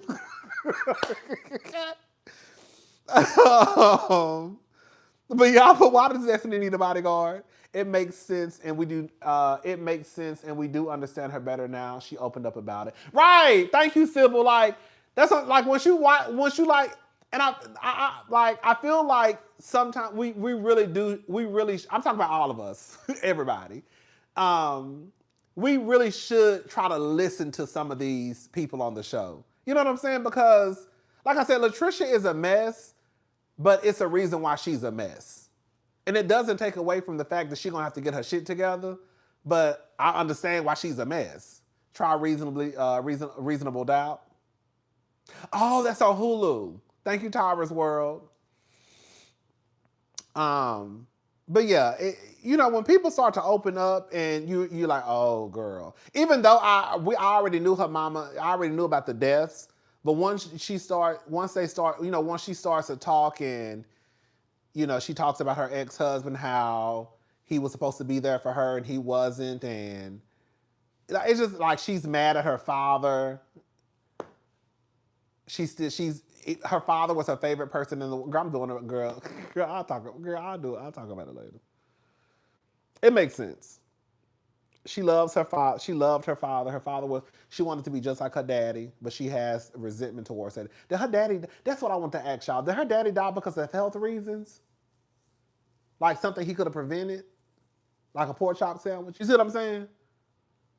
Cause I was like, I don't remember her saying why her father died, but the way she was talking, it almost felt like it was a death that he could have prevented. That's the way she said it. That's the way I took it. I'm just saying. Did he die because he ate too many pork chop sandwiches?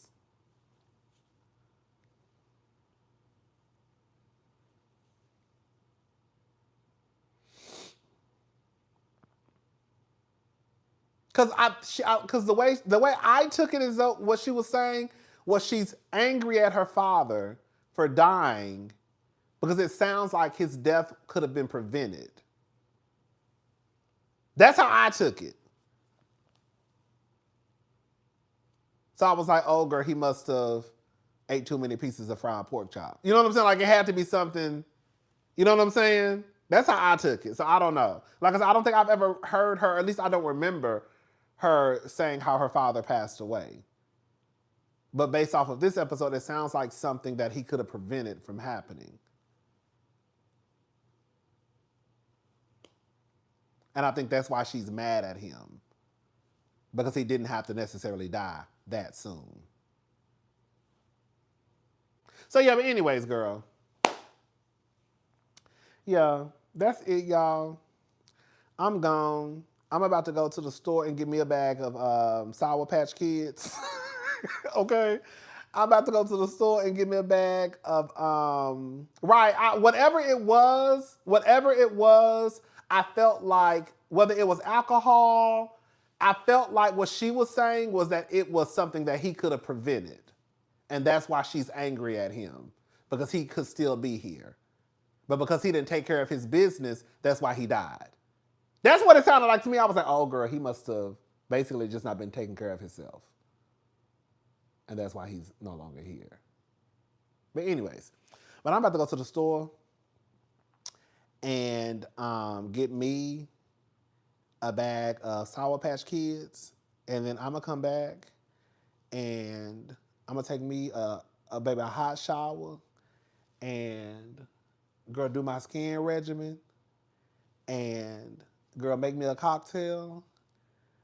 And, girl, I just do this tomorrow, girl. Y'all ain't in no rush. Girl, y'all don't give a fuck about no Love and Marriage Huntsville. Girl, we'll talk about that shit tomorrow. And then, girl, I'm going to, girl, watch the Peacock, the show on Peacock. What's it called? All's her fault, something like that, girl. With Dakota Fanning.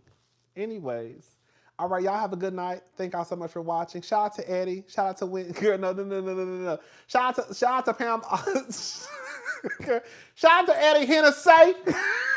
Girl, not Eddie Hennessy. Shout out to Eddie Hennessy. Girl, shout out to Pam Oliver. Girl, I said not Pam Oliver, girl.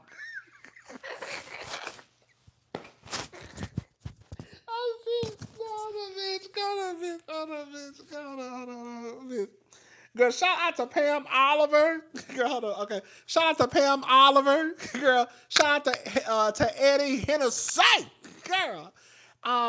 Girl, that's still my girl. Hold up. That's still my girl. I'm still Team Dr. Wendy. She might have to go to jail. I don't know. I wasn't there. She might have to go to jail. But that's still my girl.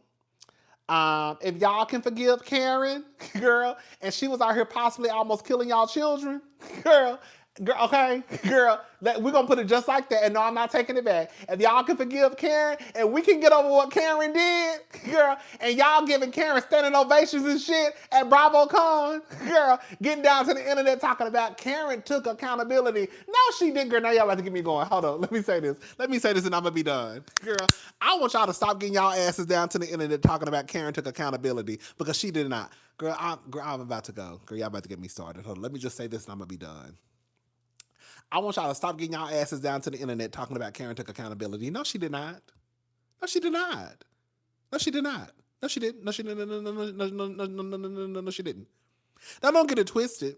Shannon was a mess and drove her car into somebody's house. But I can say that when Shannon came back, Shannon took accountability. Okay?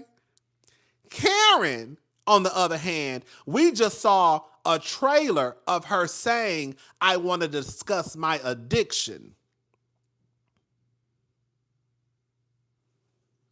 I love the Grand Dame.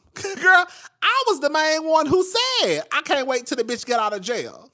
I was the main one who said they'll be a fool not to put Karen on this season. Karen need at least 2 or 3 episodes. She can make the end. And we can just roll on until season 11.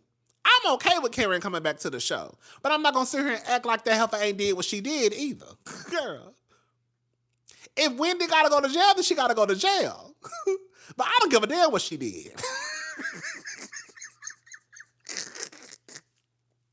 And if y'all can get over Karen doing what she did, y'all can damn for sure get over what Wendy did. I know some of y'all say y'all premium's going to go up $5 or $6. You know what I'm saying? Because Wendy was out there stealing in DMV. But Karen ain't took no accountability. She hasn't. So we can cut that out. Karen was not transparent. If Karen was transparent, then girl, when Charisse was talking about her being a drunk in season 1, girl, we would have nipped this in the bud then. You see what I'm saying?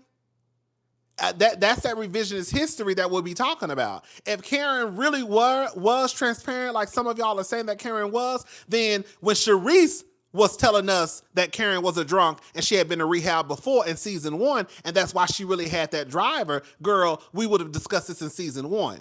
Even when Gizelle brought it back up and said, I'm going to tell your drunk truth. Y'all don't remember when Gizelle sat at Wendy's table and told Karen that? When Karen told Gizelle that she was a hoe from Hampton University with a hot box who went to Sing Sing. Y'all don't be liking to tell the truth. That's why I don't like coming down here. Because y'all don't be wanting to tell the truth. And y'all be having me acting like, y'all be having me down here acting like I'm crazy. Girl. Like I just be down here making up shit. Y'all don't remember nothing I said? Y'all don't remember everything I just said? Y'all don't remember none of this shit happening on Potomac? And now I look like the crazy one. Now I'm the one. Now I'm the problem. Now I'm the villain.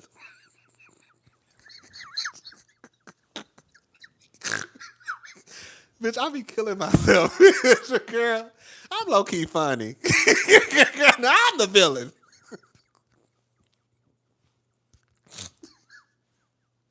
Well, Phaedra say, now I'm the doggone villain. Bitch, I be cracking myself up. Bitch, I be saying some funny shit. Bitch, I be saying some funny shit. Now I'm the villain. Because y'all want to sit here and act like I'm just making up shit. That's why I don't like coming down here talking to y'all. Because, girl, y'all have me looking crazy on the motherfucking internet. And y'all know what I'm saying is the truth. Ooh-wee. Y'all know all that shit I just said happened. And nobody want to say nothing. All of a sudden, they get real quiet in the room. Y'all don't remember nothing what I just said happening on the show? Shit.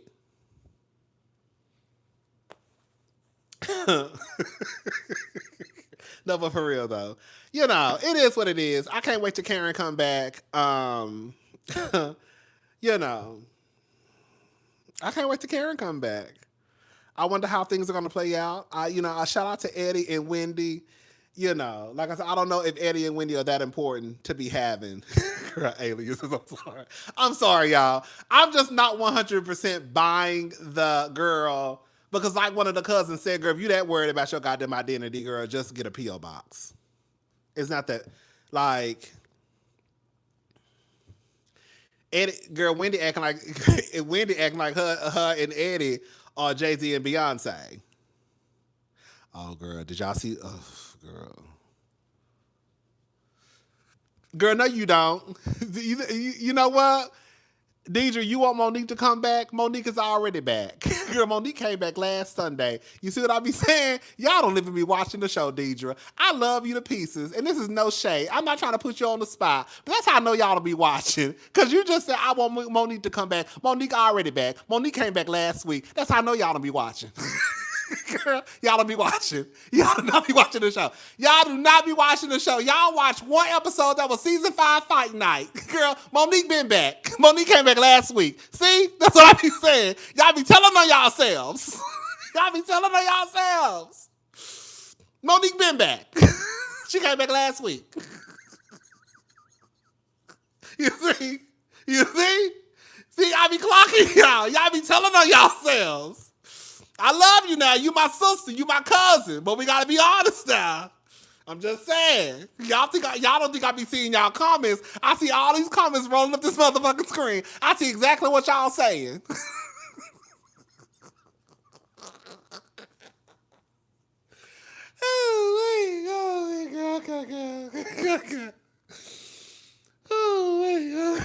Y'all so funny. Okay, girl. All right, y'all. Girl, clock that T. Baby. So anyways. All right. Well, I'm gone. I'm gone. Thank y'all so much for watching. I hope Monique, you know what I feel like? Girl, I know I just said I was about to go. Oh, girl. Okay, let me just say this and I'm going to be done. Okay, I should have turned my AC down some. You know what I feel like Monique, what's about to happen with Monique? Oh, can I say this? Okay, girl. Damn. I got to hurry up and go.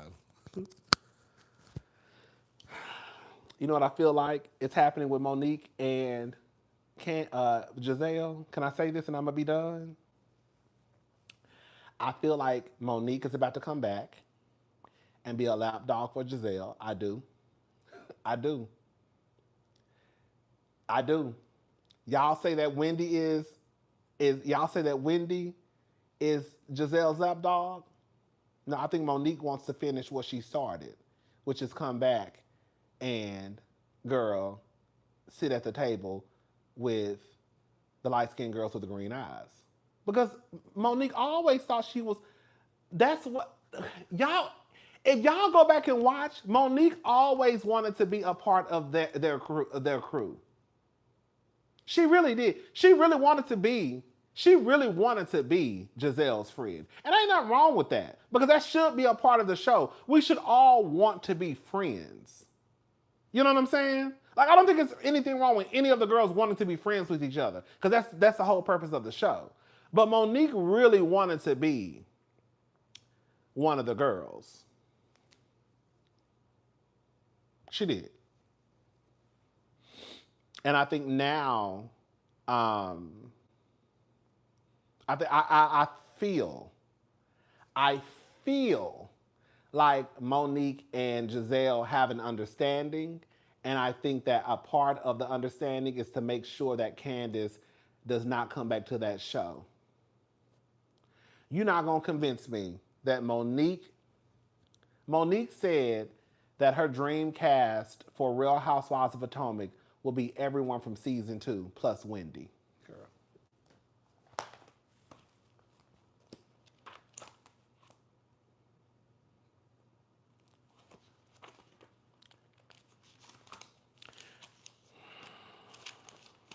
So your dream cast is everybody from season 2 plus Wendy. Girl. Candiace came season 3. I didn't watch season 2. So I just feel like with her saying that I want Candiace to come back. I think Candiace should come back as a friend first, maybe. I think it's weird. I'm gonna be honest with y'all. I think it's weird as fuck that Monique is talking about a fight, but not with the person who she had the fight with.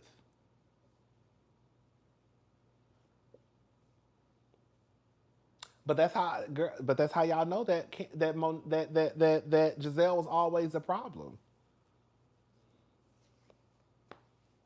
Let me tell y'all something.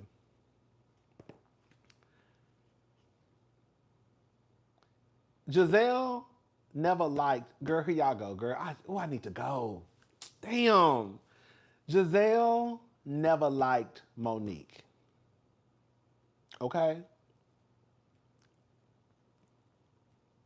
Gizelle never liked Monique.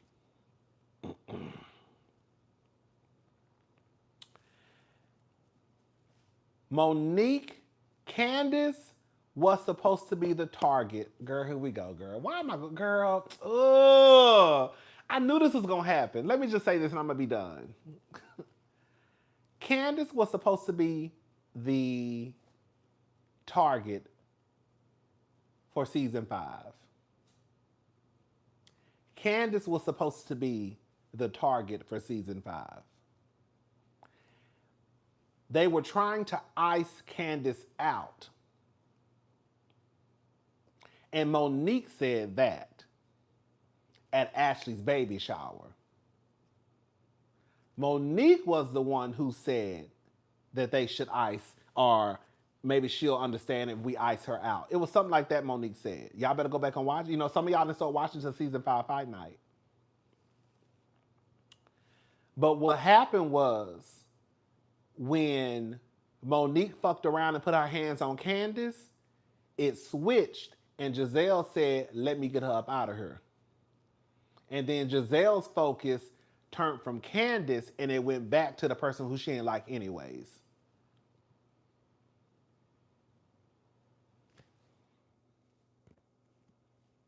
And Gizelle went full force ahead.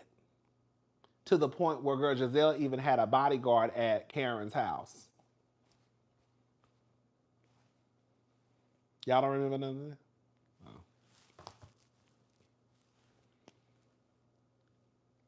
Somebody said online the other day that Wendy had a bodyguard for Monique at Karen's house. No, she didn't. That was Gizelle. Gizelle had a bodyguard. Gizelle had a bodyguard at Karen's house. Gizelle had a bodyguard at Karen's house after the fight. That wasn't Wendy, baby. That was Gizelle.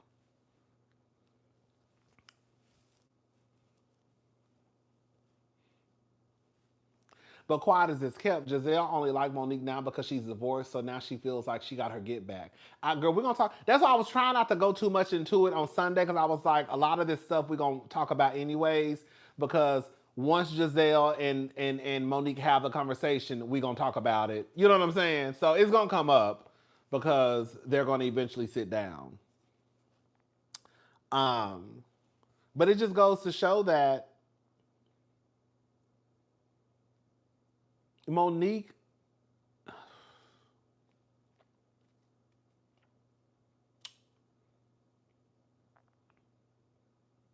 knew the ass she should have whooped, and it wasn't Candiace's. She really wanted to whoop Gizelle's ass. But she chose Candiace because she thought Candiace was the easiest target. But that ass whooping really was for Gizelle. That's why when she got her black ass down to that reunion, and she said she had tabs on everybody in her 5-star binder, Lisa Frank book, the only tab she pulled was Gizelle's. Monique said out of her own mouth, I have a tab on everybody, including myself. That's what she said. But the only tab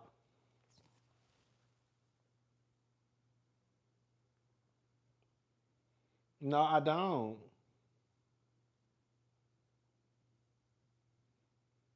No, baby. No, Sheena, baby. You got the story wrong. You're right, but you're not telling it in the order that it went. You're right, but the order that you're presenting it is not correct. Gizelle wanted to bring the story. Let me tell y'all. Let me tell y'all the timeline.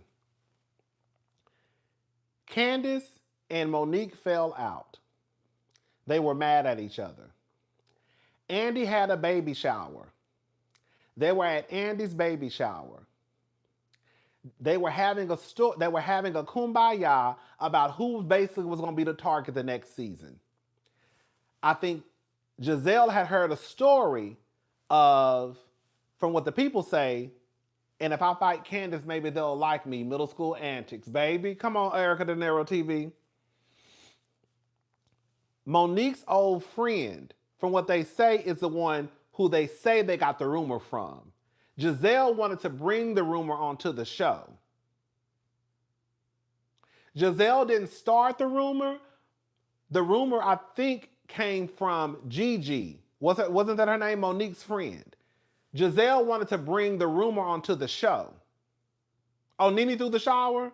Whoever it was a baby shower, right? Girl, was it a baby shower?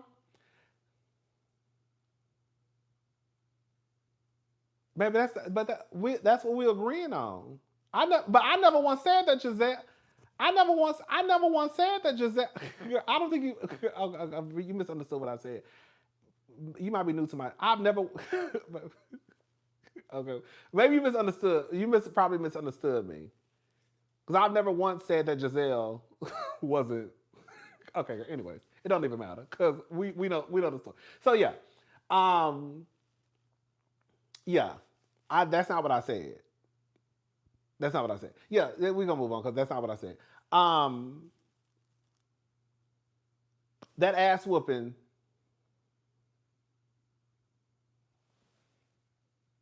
Oh girl, you trolling.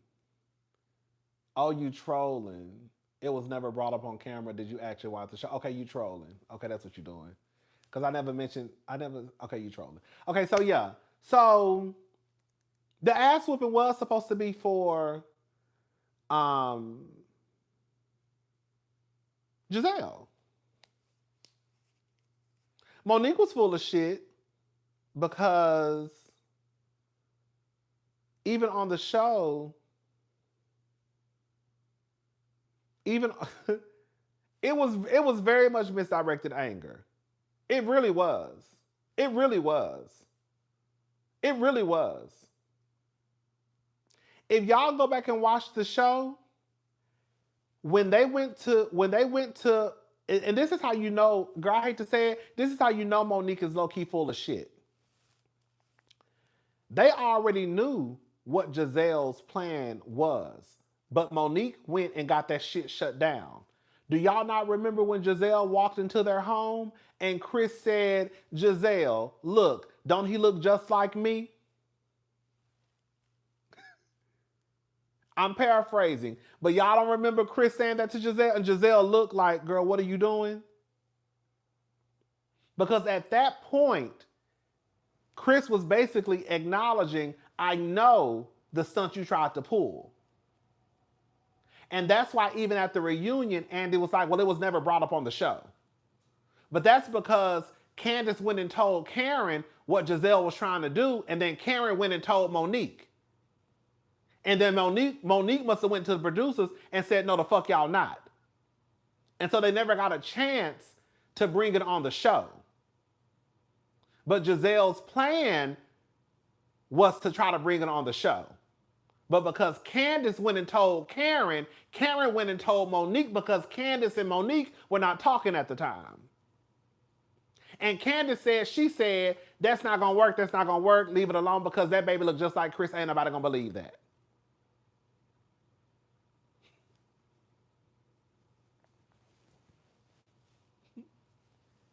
And so the reason why I was looking at Monique crazy is because you knew before the season even got started that was Gizelle's plan.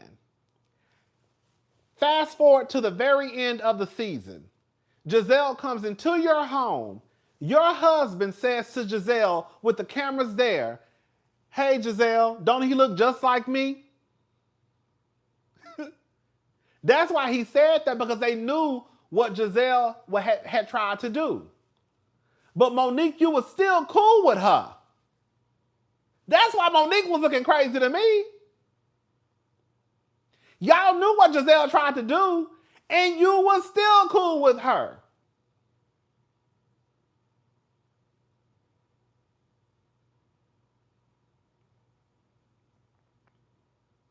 But then Monique, girl, we're gonna talk about this again in probably about 4 or 5 weeks when Gizelle and Monique had that conversation, because I know it's gonna be full of shit, and I'm calling out both of them.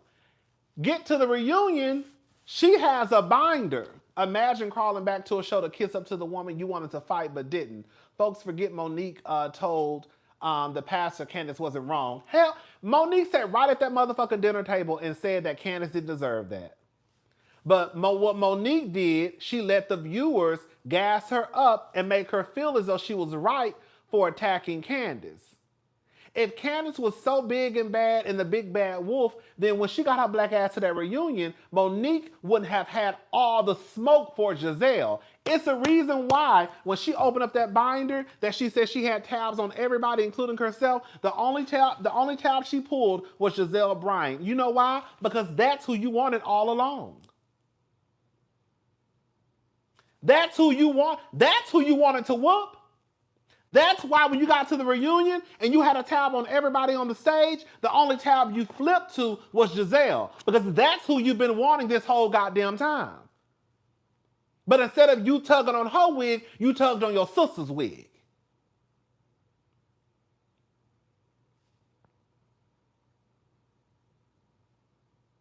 Hello? That was who Monique wanted to whoop her ass. Monique wanted to whoop Gizelle's ass, but she hit Candiace instead. So she got to the reunion and she had a chance to finish the job on Candiace. She paid Candiace dust and went right after Gizelle, because that's who you've been wanting this whole time.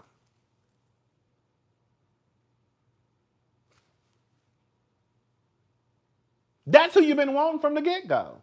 But you was too scared to go after Gizelle, so you went after Candiace.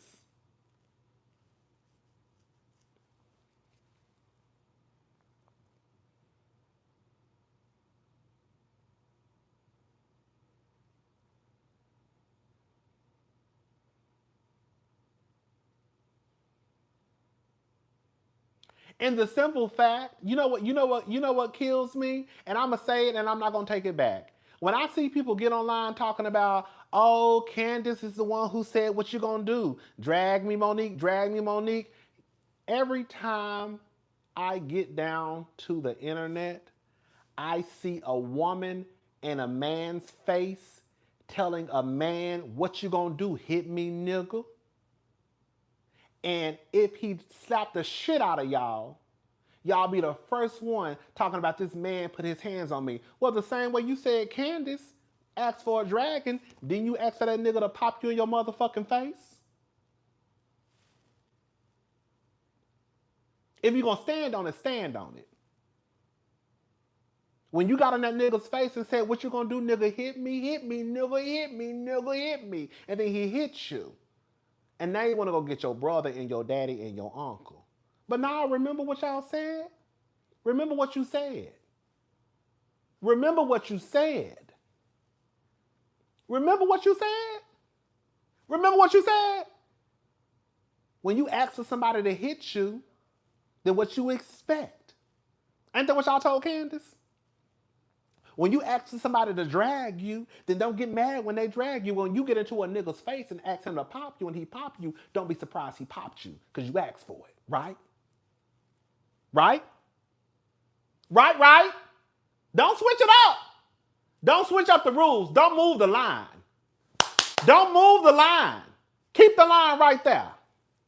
Keep the line right there. Don't move the line, baby. Keep the line right there. When you get into somebody's face and you ask them to drag you, don't be surprised when you get drugged, baby.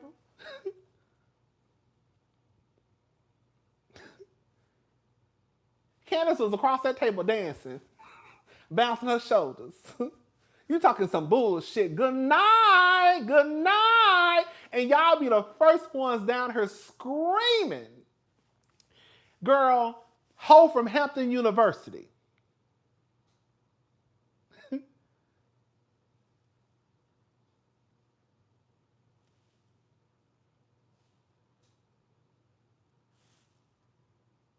We've heard Karen tell Robin, you are the ditziest bitch in the room. I was at BravoCon 2023, VIP. I think I was on the 3rd row. And Karen said in front of everybody that Robin shouldn't even be on the motherfucking show.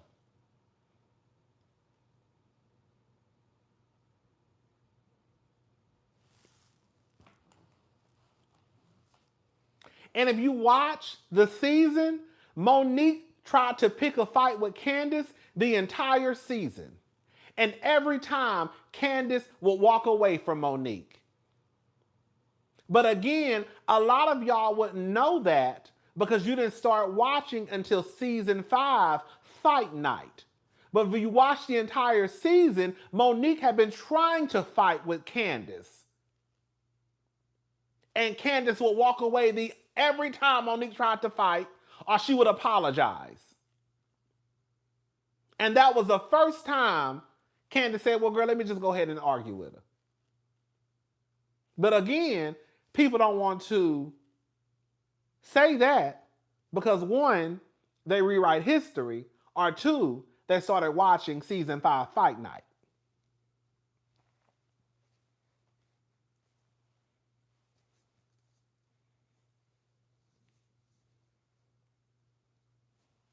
Monique even got to the table talking about Candiace's and Chris's sex life. Because I think Candiace was still using condoms with Chris. Because I don't think she wanted to get pregnant or something like that. And Monique threw that out there. Monique had been fucking with Candiace since the beginning of the season. Yes. And believe it or not, I was actually Team Monique before the season even got started. I can tell y'all exactly what I said. When all this shit broke on the internet, I remember coming down here. I was at my old apartment, and I said, you know what? I think I'm Team Monique. Because Monique, she cares too much about her image to just be out here fighting. I feel like if anybody's at fault, it's more than likely Candiace. Monique is not going to be down there fighting. Candiace had to do something to Monique. Because Monique's not going to do that. She's too conscious about her image. I remember saying all of that. And then I started seeing every time I looked up, Monique was on. And I was like, why Monique keep coming down here doing video? You know, when the girls, and that was a telltale sign when the girls try to get ahead of the story. I said, girl, why is Monique instead of coming down here to YouTube and shit? Girl doing videos. She got Chris sitting beside her. I remember Chris saying that if he was Bruce Jenner, Caitlyn Jenner, he would slap the shit out of Gizelle. Something like that. Remember Chris and Monique was down to the YouTube? And Chris said, not Chris. Is his name Chris? Chris Samuels. Oh yeah, her husband is Chris. And Chris said that if he was Bruce Jenner, Caitlyn Jenner, he would like slap the shit out of Gizelle. Remember he said some shit like that? Or choke the shit out of Gizelle. That's why Gizelle also brought another security guard to the reunion.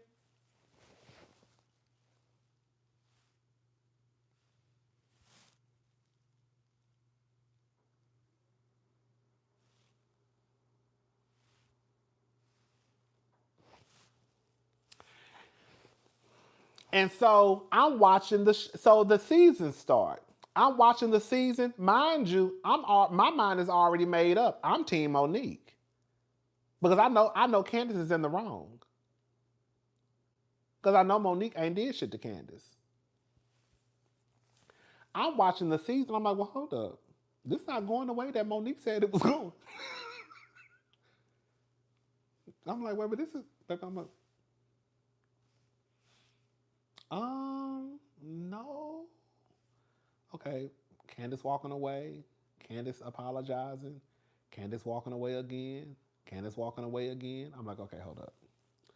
This is not going the way that Monique said. I said, okay, baby, this is not going. This is not. And then I just remember, girl, I felt like I was in the Twilight Zone. Quad just kept Jizzy needed that ass whipping for being the one that really pushed the altercation further by being the one that pushed Monique. She did push Monique. That was her hand. Maybe she was trying to break it up. But anyways, so I was just like, I'm about to go to y'all.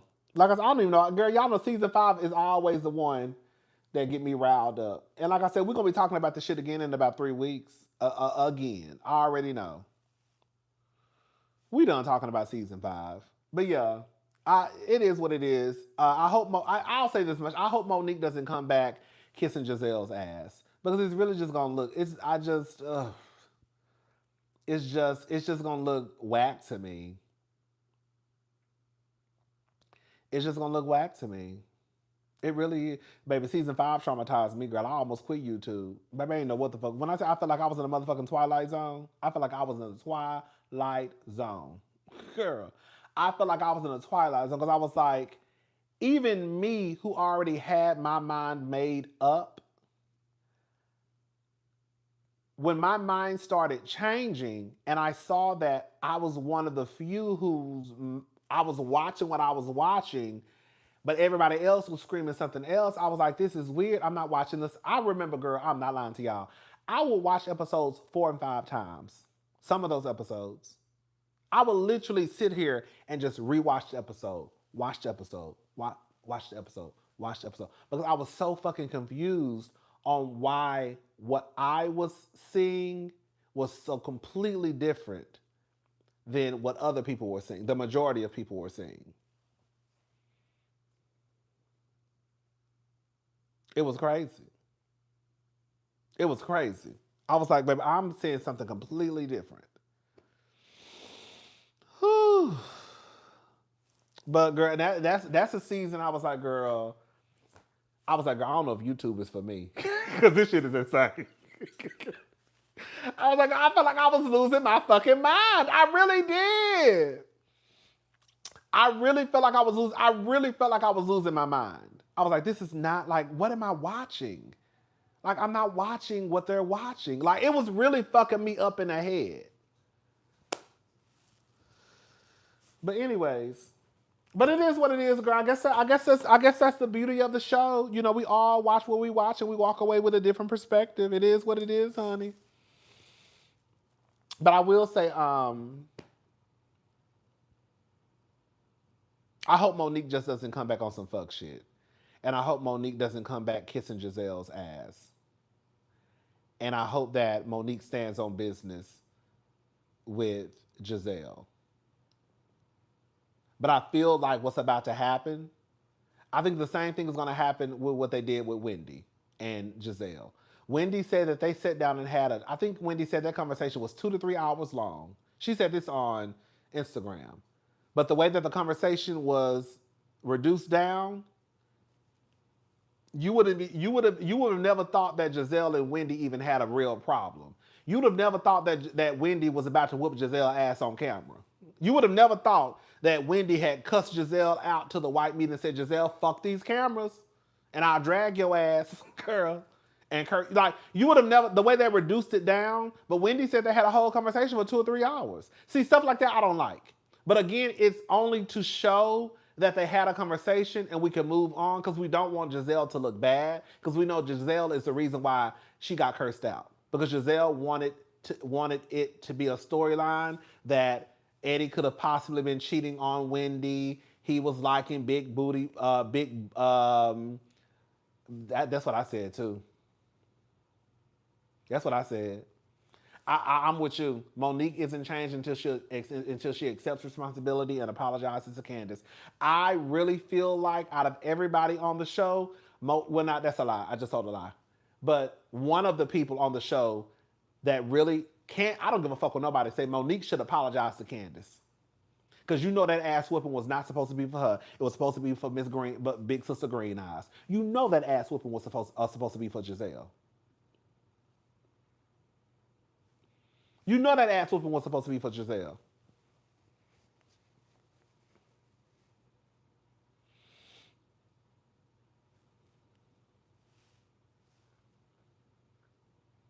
I think she should apologize to Giselle. I mean, to Candiace. I do. I really do. I really, really do. You set your ass at a table with a pastor and told him that the girl hadn't done anything to you. That's what you said. But because all the girls and boys from Zeus had come over to Bravo and started, girl, getting in the comments talking about, yeah, whoop that hoe, whoop that hoe, whoop that hoe. And that's another thing too, girl. If I was Monique, I would feel embarrassed. I would feel embarrassed. The only time people screamed about Monique coming back to the show was to whoop Candiace's ass. I would feel like shit that the only reason why y'all want me to come back to the show is because you want me to whoop Candiace's ass. I mean, she wants Sharice back and not Candiace. Like, do you know how gutter snipe people have to have of you in your head that anytime your name comes up with Candiace, the only reason why they want you to return to the show to finish what you started, to whoop her ass again. Girl, they only look at you as being a violent gutter snipe. That's it. They just want you to fight. They don't want you to come back and show your fashions, show your life. We only want you to come back to fight Candiace. Why do Gizelle always have a storyline for everyone except herself, baby? And girl, I didn't know that. I know y'all told me Gizelle had brothers and sisters. The way Gizelle be talking, you would think that Gizelle did not have brothers and sisters. And I know that some of y'all told me that her brother and sister don't want to be mentioned on the show, but girl, that ain't got nothing to do with acknowledging that you have siblings. You can acknowledge that you have siblings, but not mentioning them on the show. The way Gizelle be talking, like, oh girl, the estate was supposed to go to me or my grandchildren. I mean, or my 3 daughters. That's how Gizelle be talking, like she ain't got no fucking siblings. And from what the people say, she got a brother and a sister.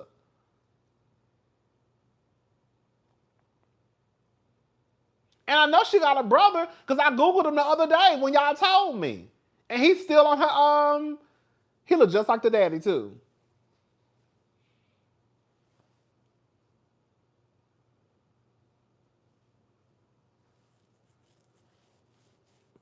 He cute.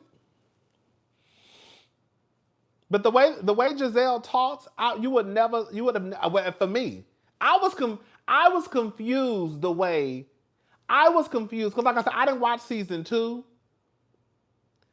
And I remember last year, I think I asked a question when she mentioned the wheel. And this year, when she was talking, I was like, why Gizelle be talking like she ain't got no, like, do Gizelle have, because I thought y'all told me she had a brother and a sister or some shit. And people were like, no, she does. Well, the way she talk like it's only her. The estate is supposed to go to either me, his daughter, or my 3 daughters. Not, oh, the estate is supposed to go to me and my siblings. Or my siblings and my nieces and nephews. And my daughter. You see what I'm saying? I'm not mistaken. We've seen the sister on the show once. That's what somebody said, she was on the show once. I don't remember. But that's what people were saying, she was on the show once. So, but my whole thing is like, there are ways to mention you have siblings without mentioning their names. But the way that Gizelle be talking, like you would think that Gizelle is the only one. And that her children are the only grandkids. I thought she said her 3 daughters.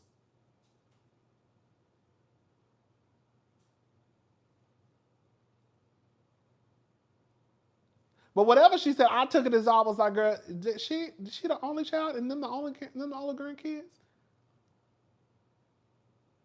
I don't know. But anyway, it is what it is, girl. Gizelle ain't got to tell none of her business. Y'all know that, child. Gizelle just on the show to kick up mess. And I tell her business. I can't even be mad at Gizelle. Girl, girl, I gotta go because I gotta go to the store and get me some candy. Oh,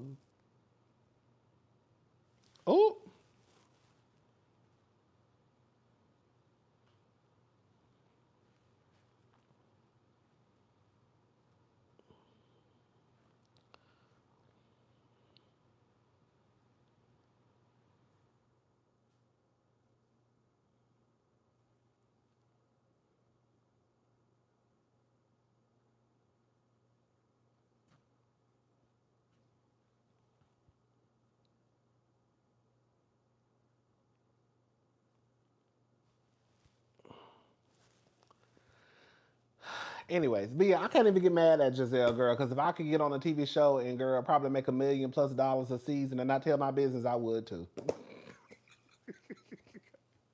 Because Gizelle definitely ain't gonna tell none of her business.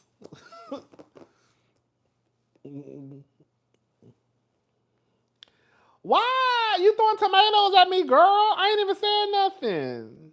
What I say? What I say? What I say?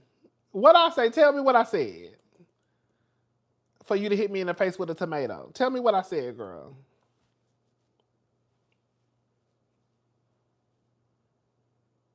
What did I say?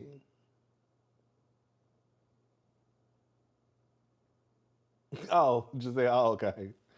Girl, I thought you was throwing them at me, girl. I was like, what I say? Um. Anyways, but yeah. Hmm. That's it. Ugh, girl, I hate talking about Potomac. Not I hate talking about Potomac, but I already know that, girl. That's why I was like, I was really trying my hardest not to talk about it Sunday, and I didn't, because I was like, girl, we're gonna be talking about this shit at least 2 or 3 times.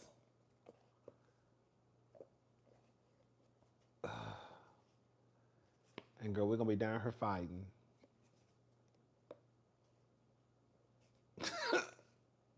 I'm getting some Sour Patch. I'm getting some Sour Patch Kids. That's what I'm getting. I'm getting some Sour Patch Kids, and yeah, that's it. And I already got me. I'm gonna open up that Tito's and make me a little cocky. Nothing too strong. And I'm gonna watch. I'm watching the movie. I mean, I'm watching the TV show, the series. What's it called, y'all? What is it called? All her fault or something like that.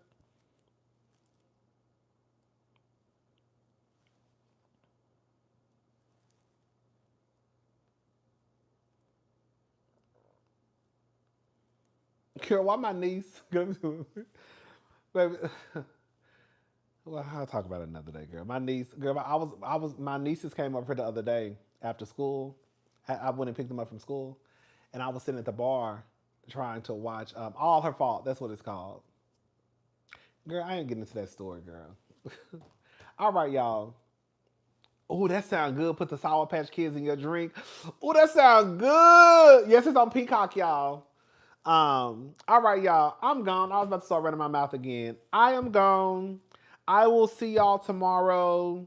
I will have up the Love and Marriage Huntsville review, even though there's really not a lot to talk about. And then I'm probably not. Girl, I'll probably just wait until Saturday. I mean, because Bell Collective wasn't last week the season finale. I'll just wait until the reunion. Because I think last week was the season finale, right? For Bell Collective?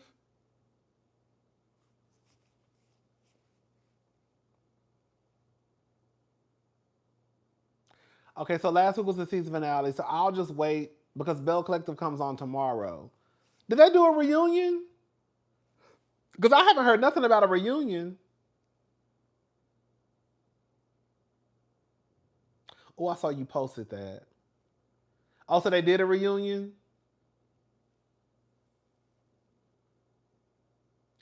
Girl, I don't know why. I hate.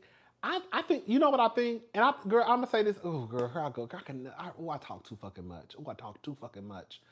Um, I really hate that Carlos does those reunions so far out. Like, I really believe that they should wait because I think the reunions will be better.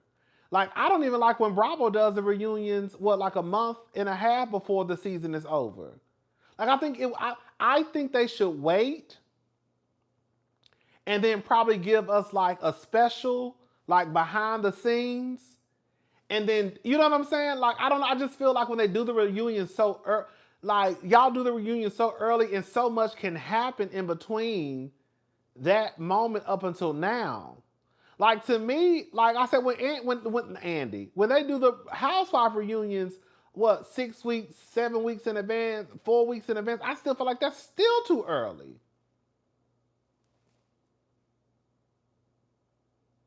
Yes, like back in the day, we got to see the deleted scenes. Like, I feel like they should, after the season finale, they should probably just give us a week of like behind the scenes, deleted scenes, so that gives them enough time to try to shoot the reunion within like 2 or 3 weeks, and then, give us a week of some bullshit, and then they can add the reunion. But I feel like that, like Carlos, when he do that shit all the way in August and shit, girl, what? Like, I don't like that. I feel like the reunions would be so much better if they waited as long as they could. And I'm assuming it's like I guess it must be a money. I mean, I don't know because I'm not in production, so I'm assuming it must be a money thing.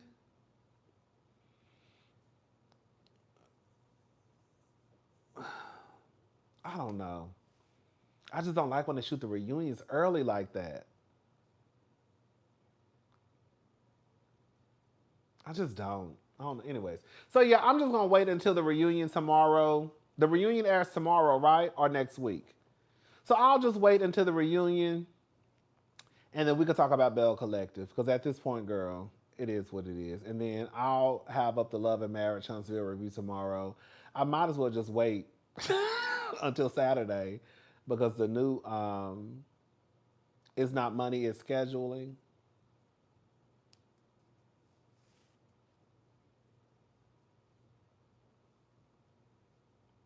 Y'all better be glad. Y'all better be glad I'm not in charge. Y'all better be glad I'm not in charge. Y'all better be glad I'm not in charge. Girl, let me tell you something. If I'm giving y'all 500, 600,000, 800,000, 900,000, whatever money I'm giving y'all, your ass gonna be at this reunion whenever I say it's happening. I'm not talking about the girls on because we know they over there getting paid pennies on a dollar. Girl, but if I'm paying y'all $500, $600, $700, $800, $900,000, I don't give a fuck what you got going on. Girl, you gonna be your ass at this reunion. Okay? Y'all better be glad I'm not in charge of the girls. It'll be a whole motherfucking different ball game. That's another thing too. They be letting the girls, I feel like they give the girl, I'm sorry. I understand. Girl, y'all be giving the girls too much. Girl, y'all be giving the girls too much like leeway. Like, y'all be too much. Like, that's why some of the girls be like, to me, like New Jersey. It shouldn't have even got to the point that New Jersey is where it's at. Okay? But y'all let the girls feel like the show can't go on. The fact of the matter is, can we just talk about it? For a lot of y'all, this is y'all bread and butter. Be very clear. Oh, girl, they open 24 hours. Okay? For a lot of y'all, this is y'all bread and butter. For some of the girls, they don't need this check. Dr. Heavenly, gonna be all right. Dr. Jackie, gonna be all right. Lisa Vanderpump, gonna be all right. Kandi, gonna be all right. Hey, cousin, there's a clip of the reunion floating around showing Trish and Tisha going back and forth. They all look good, especially Marie Monroe. Okay, cute. Cute. Young child, the CVS is closed. It's open 24 hours, and it's a Walgreens open 24 hours too, right around the corner. I can literally walk to them. But yeah, so I just feel like they give the girls too much control.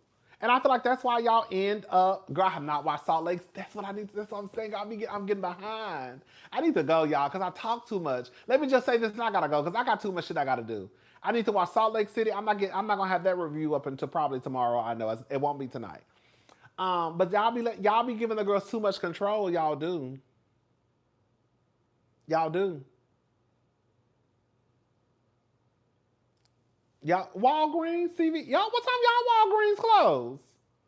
Go Walgreens here, not all of them, but we have more than a few locations of Walgreens open 24 hours. Walgreens open 24 hours, CVS are open 24 hours. Girl, Walgreens and CVS be open on Christmas Day and Thanksgiving. Um, but anyways, so yeah. Oh no, girl, no, I'm going right to CVS. It's more expensive, you know, girl. The candy at CVS, girl. Girl, I heard they closed some of the Walgreens and they closed in some of the Krogers. Did y'all hear that? But yeah, they give the girls too much control. Like to me, New Jersey shouldn't even got to where it's at. But when you got Teresa on stage really thinking that Teresa runs everything, that's why I'm kind of happy, even though Karen is the head bitch in charge, I'm kind of happy they did not wait for Karen to get out of jail because I think that it does give the girls this false sense of importance and this delusion of power. Like I am kind of happy they like the show must go on. Your ass is in jail, but we're not waiting for you to get out of jail. We're gonna make this show do what it do. And I feel like when they give the girls too much power, the girls start thinking they running shit. Like Teresa really at the table, was really at the reunion like, yeah, this will be my last time seeing you. And now ain't none of y'all got no job. You know what I'm saying? Like you sitting there popping your big shit, and now we look up, now you and Joda made up. I know y'all have made up. Now you and Teresa, now you and Melissa taking pictures together at BravoCon. I know y'all have. Because for a lot of y'all, this is y'all bread and butter. And the way they out here talking about Louis, they don't know where his money coming from.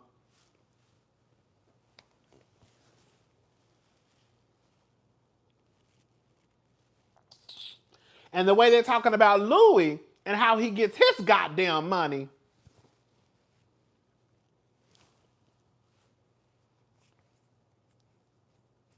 Hello? Hello? Hey. Huh.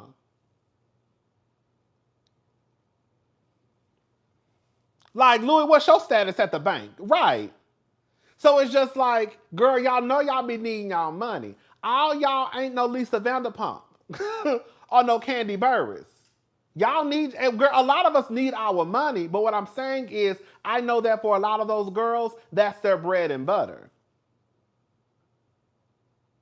And y'all fuck around and get in front of the money. I would be pissed off if I was on one of them shows. When I tell you, bitch, I'll be ready to fight all them. I would be ready to fight every single person on the cast. Girl, y'all done fucked around and made us lose our goddamn money because y'all don't want a motherfucking girl fake it till we make it. Oh, I'll be ready to fight. I would be ready to fight. Girl, all we gotta do is get in front of this camera, girl, argue a little bit, throw shade, read each other, and make 600,000, make $1 million plus. I'm sure Teresa is probably the highest paid. Make $1 million plus.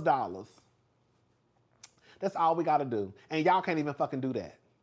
And now we ain't got no fucking job. And if Rhode Island come out and is a big hit, New Jersey, your ass is gone.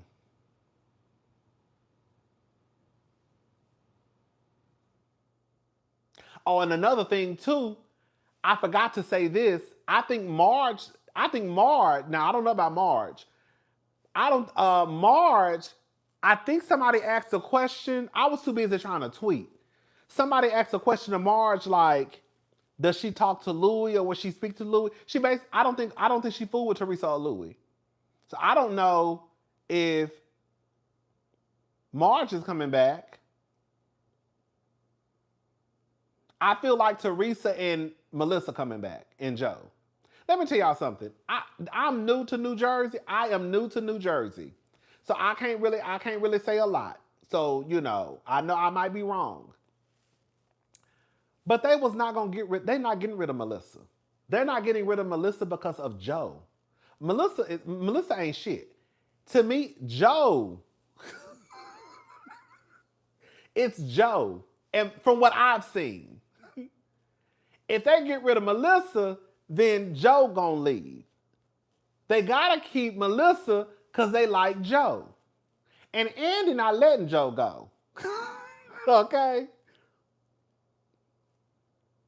So Teresa was gonna have to eventually make up with Joe. They love one thing I have figured out, and I'm new to New Jersey, they love fucking Joe Gorga.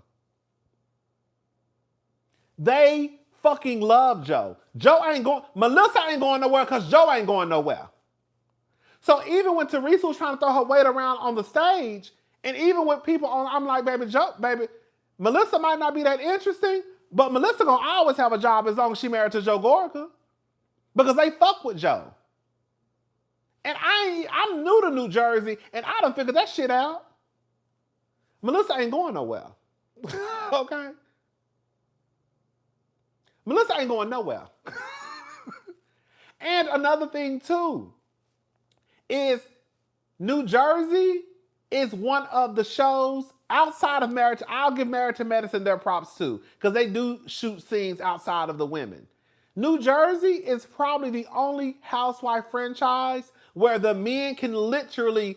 I remember one episode, the men was half of the episode. The men play a big part on that show.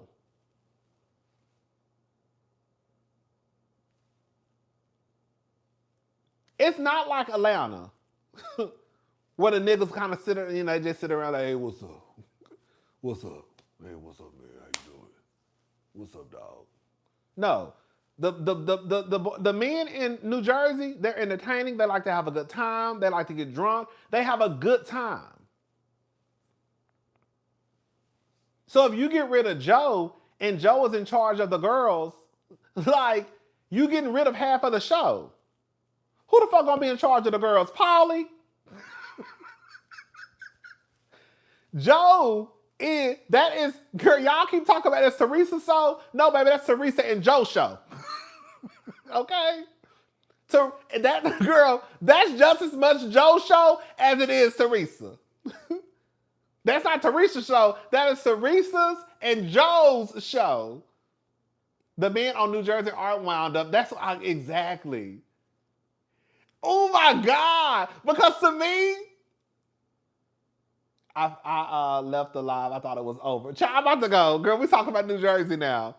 Because the niggas on New Jersey, they just be as misogynistic and sexist as the other ones, but it's not the same. Like, they can let their hair down. Like, they'll drink out of a fucking dildo. It's not that big of a deal to them. Like, they'll kiss each other on the cheek. Like, they don't care about stuff like that, if that makes sense. Like, that's why they can, I know some of the people don't like the men on New Jersey. I absolutely love the men on New Jersey. Because they're entertaining. And they're funny. I like the men on New Jersey. But again, like I said, I know I'm new to New Jersey, so I'm really not, I know that my opinion doesn't carry that much weight. Because I'm not like a New Jersey girl. And I came very, very late to the party. But I like the men. But yeah, that's Teresa and Joe's show. And Joe ain't going no motherfucking well. They will get rid of that whole... I really think they will get rid of the entire show before they get rid of Joe Gorga. Because it's going to mess up the show, y'all. Joe is in charge of the boys. And the boys play a big part in that show. If you get rid of Joe, you get, it's... Girl... And I know everybody can be replaced. And on top of that, Andy loves Joe. Joe ain't going nowhere. Joe ain't going nowhere. Melissa ain't going nowhere. Marge, I don't know. And Marge is my favorite one. Okay? But I don't know about Marge because I don't know. I don't know about Marge. Because I don't think Marge really fuck with Louis. Based off of her comment the other day, her response to the question. Like I was tweeting, so I was like in and out. But I don't think she fuck with Louis. So I'm like, girl, if she come back. But to me, I thought the last season was fab. Even with them being split up, girl, even with them being split up, I still thought the season was fab. I know the girls do not. When I tell you the girls could not stand Marge, not go up for Marge. Girl, you know I like. Girl, you know I be like the cutthroat divas. You know I like my divas to be a little cutthroat. Baby, the girls could not stand Marge. I always like the girls who the girls don't like. Girl, if you probably one of the messiest bitches and bitches who will cuss a bitch out, girl, I'm probably gonna go up for you. Girl, if you one of the girls who like to cuss a bitch out, girl, I'm the one who probably gonna go up for you. Girl, you know I like my divas a little ignorant. Okay, just a little ignorant. That's it. That's it. But yeah, child. I don't know about Marge because like I don't know how that's gonna play out if she don't get along with Louis, and Louis is Teresa's husband. But I definitely believe that Teresa and Melissa are coming back. I do believe that. If New Jersey comes back, I definitely believe Teresa and Melissa coming back. Everybody else, I don't know. Teresa flipped the table, pushed Andy, and spent a year in jail, and she's still there. She's not going anywhere. I don't believe she's going anywhere either. I think if anything, they'll scrape the whole show.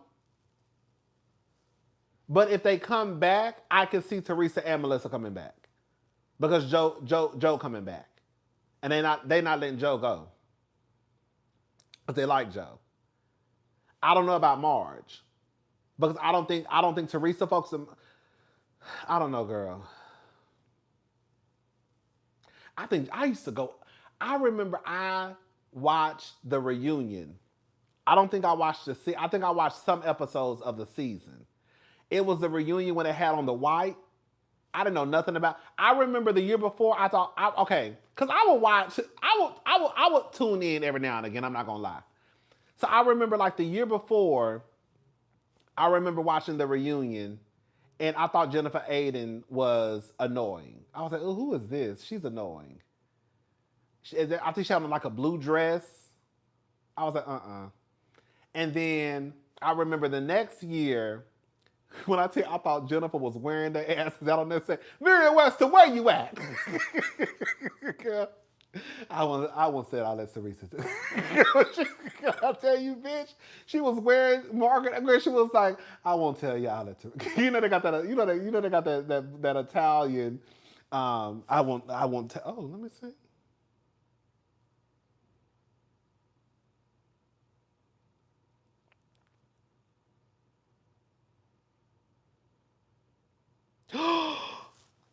Oh, girl. Oh, girl, breaking news. Oh, girl, breaking news. Breaking news. I gotta go. Girl, I gotta go. Girl, RHOP's Mia Thornton sued for eviction over unpaid rent weeks before airport arrest. Girl, oh, Mia. Oh, Mia. Oh, Mia. Mia. Oh, Mia. Oh, Mia. Hey, cousin. I ran into Trey and her daughter in Michigan. Oh, Teresa. Okay. It was so random. Wasn't bold enough to say hi, though. Thank you, Georgina. Baby, when I tell you, let me tell you something, though. Let me tell you something, baby. And that's let me tell you something. I was already, my good eye was on Margaret because I remember watching episodes and I was like, this white bitch got a slick ass mouth. Hold on. I was like, who is this white bitch? She got a slick ass mouth. But I'm going to tell you, baby, girl, Margaret did exactly what Candiace did. I'm going to tell you what Margaret did. The same way Ashley got Candiace together one time. Listen, we're going to get back to Mia. Ashley got Candiace together one time. And that was in Candiace's house when Ashley was wrapping Candiace up. This your mama's house. This your mama's house. Girl. And Candiace, that was the last time that Ashley ever got Candiace together. After that, when I tell you Candiace, and Candiace really could have went there with Ashley, but I don't think at that time Ashley that Candiace really wanted to be that girl. I think once Candiace said, bitch, I'm going to be the bitch of all bitches and I'm going to get y'all hoes together, then I don't think she gave a fuck. But remember when Candiace said, are you sure you want to talk about the mothers? Are you sure you want to talk about the mothers? Girl, that was the last time Ashley ever got Candiace together. After that, Candiace will wear Ashley out in every scene. I have never seen a scene after that where Ashley got Candiace together. Okay? Baby, that was the last time Jennifer Aiden, girl, gagged Margaret. When I tell you Margaret came back and had Jennifer head spinning, and it's been spinning ever since. Girl, when Margaret came back and let it be known that, girl, you want to talk about I'm the slut, but your husband's the real slut because he was fucking that bitch in your office, and bitch, it ruined the whole image that Jennifer Aiden had painted out there, girl. And Jennifer just completely lost it. When I tell you Margaret came back and said, that bitch got me fucked up.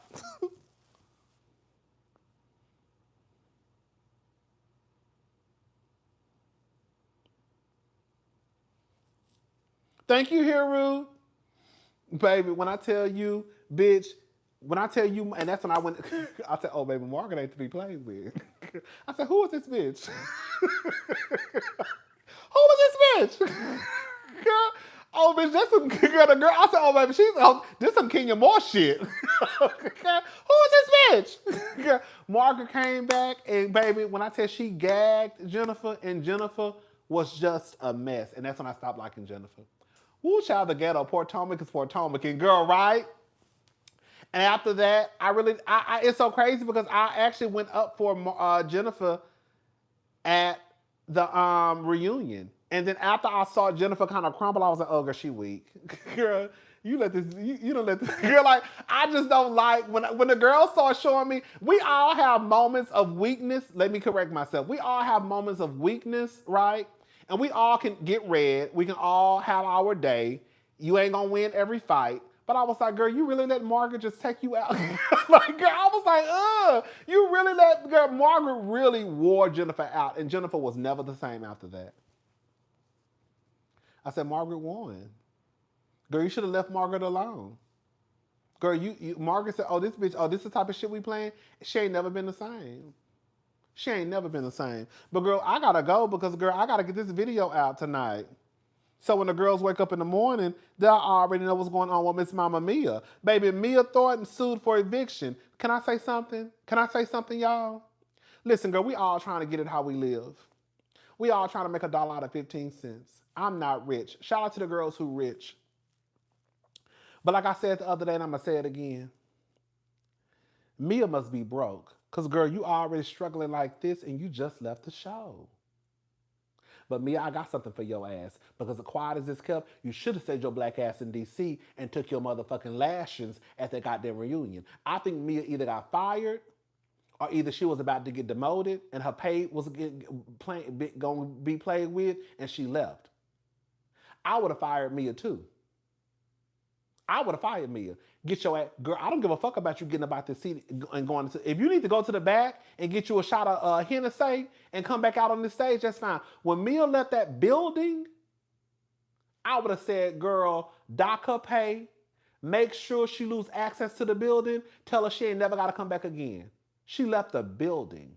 When Mia walked out of that building, that's why I said, y'all better be glad I'm not in charge. Because she would have been, it would have been at the end of the episode, Mia is no longer an employee of Bravo.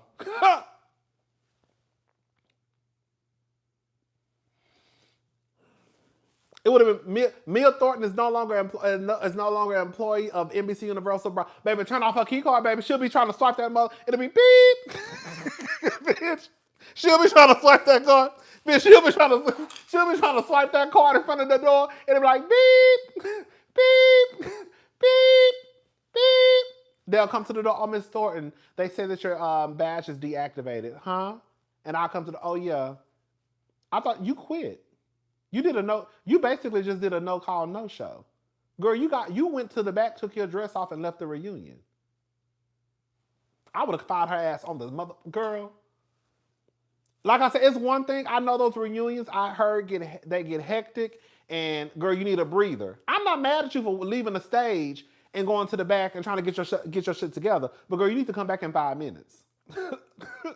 So Mia, I think Mia fucked herself up, and I'm gonna say something too. Come on. Mind you, Mia moved every season, but some folks paid her because they didn't like Candiace and Wendy. Come on. Come on, job abandonment. Let me tell you something. Mia, I know you ain't fucked your life up over a nigga who you broke up with the other day. Mia, I'm about to tug on Mia's wig. Mia done left the DMV, moved her ass to Atlanta to be with that nigga who's 4'6". Ain't nothing wrong with a 4'6" nigga. They need love too. Okay? Shout out to the 4'6" niggas. I'm sure they good for something. Hey ladies. Okay? They good for something. So shout out to the niggas who 4'6". Girl, you done took your ass down to Atlanta, moved your kids down to Atlanta. You're talking about ink is permanent. Is it, girl? Is it, girl? Is it, girl? And now they're talking about, girl, based off the headline. I haven't read the article yet because I'm online talking to y'all. RHOP's Mia Thornton sued for eviction over unpaid rent weeks before airport arrest. And you had the nerve to have your black ass down to the internet laughing at Wendy and talking about Wendy, a girl, less than 31 days ago. When I tell you, bitch, the way that Miss Susan been over there, girl, putting a spell together for your ass, bitch. This girl, Wendy mama been over there, girl, Holy Ghost fire. Girl, shut up. Holy Ghost fire rain down on that whore. Holy Ghost fire rain down. Shaga. Bombastic. Silly guntastic.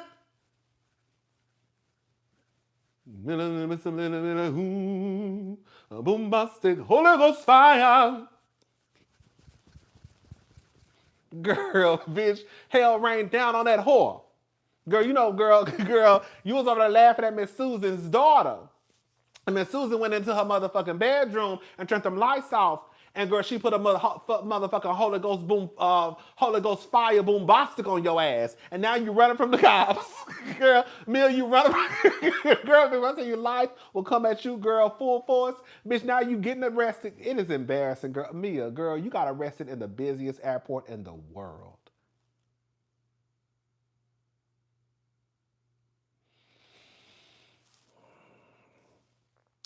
Mia got arrested at the busiest airport in the world. I don't know if y'all know this. Google it. Girl, Atlanta Airport is the busiest airport in the world. Girl, you got arrested at the busiest airport in the world. You were just online talking about Wendy the other day. And now they saying, girl, you got evicted. Mia, you just left the show.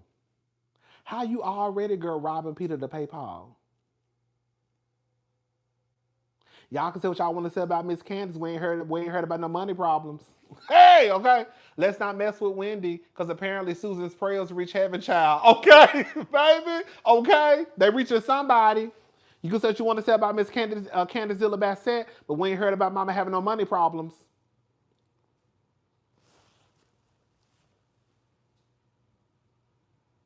They have more mugshots and baddies on Zeus, baby. And I tried to, ooh. And this is what I be talking about. I tried, girl, didn't I say? Didn't I tell y'all the other day? I said I'm going to stop calling them the Real Housewives of Potomac. I just said it. I just said it. Didn't I just say I'm going to stop calling them the Real Housewives of Potomac? I just said it. I say I'm going to stop calling them that because, you know, they trying this season to give us a little bit of wealth. I just said I was going to stop calling them. I just said it a couple of days ago. Didn't I say it? I said I'm going to stop calling. Girl, every time I try, I try to do right. Girl, now I got to go back. Now I got to go back. Now I got to go back to what I was calling y'all from the get-go. I shouldn't have never even stopped. Now I got to go back. I just said this probably a few days ago. I said, you know what? I'm not going to call them the Real Housewives of Potomac. I'm going to stop.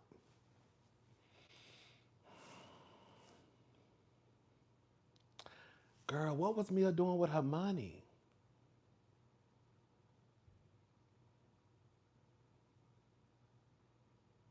What was Mia doing with her money, y'all?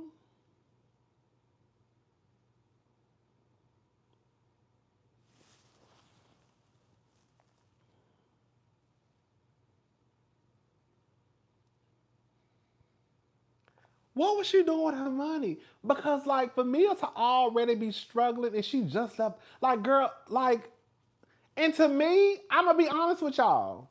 Can I be honest?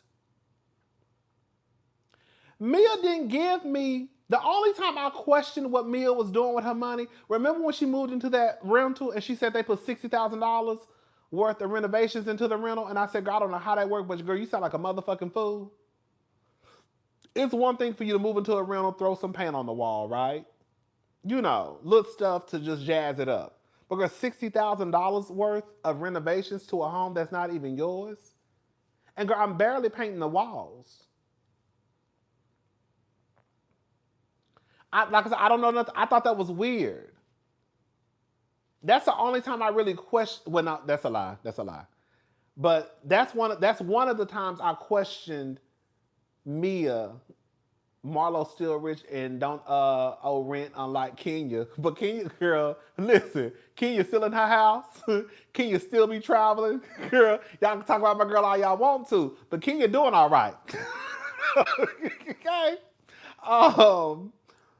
So I'm just like confused, like, and like, okay, I never really, girl, I gotta go because girl, she had a storage full of stolen furniture making fun of Wendy, my God, today. Girl, a mess.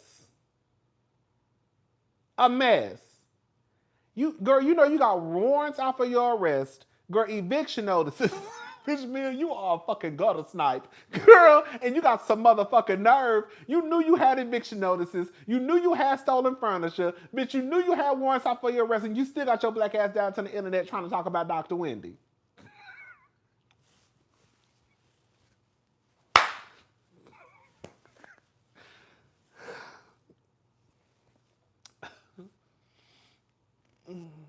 But to me, Mia,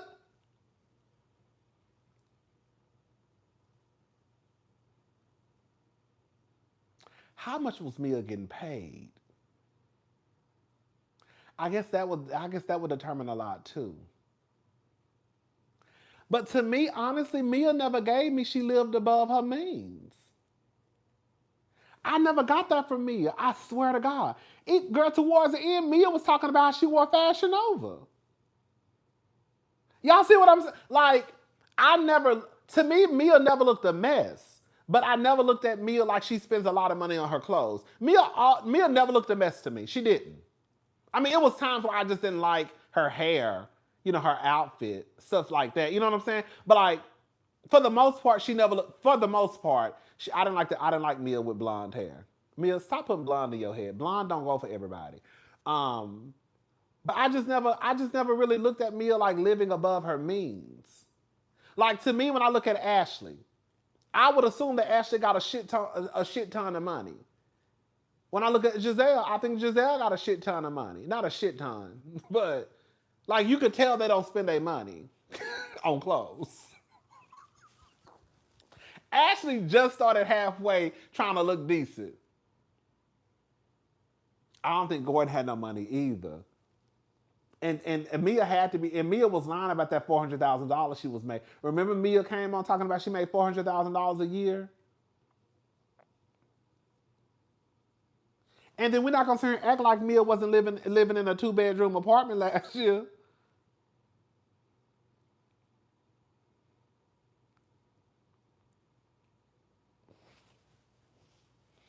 Mia, how much was Mia's rent? Probably $4,000. How much was Mia's rent? Probably 4,000. I give her probably 4,000. DMV is a little pricey. About 4 to 5,000 maybe for her rent. She probably got a 2 and 2. She probably live in a decent area. Mia's rent for that apartment was probably about $4,000 or $5,000. I'm assuming. You know, like I said, DMV is kind of pricey.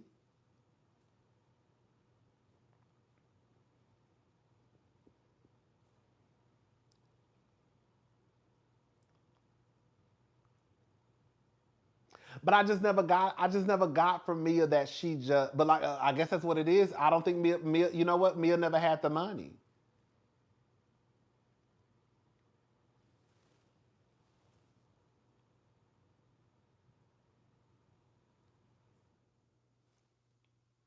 I thought Mia lived in an apartment in DC. Whatever it was, she ain't own it. Wherever she lived, she didn't own it.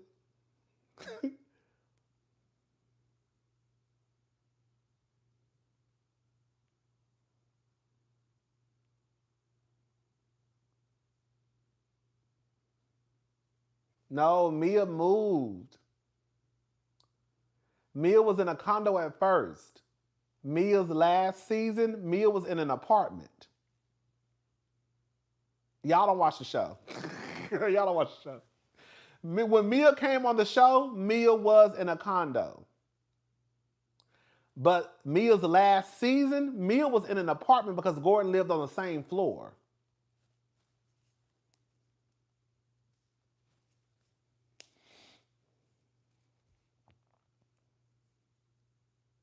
Or I don't know if they lived on the same floor, but no, not the same. I don't know the same floor. They lived in the same building. That's all I know.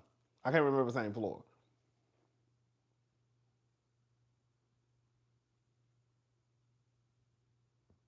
Right.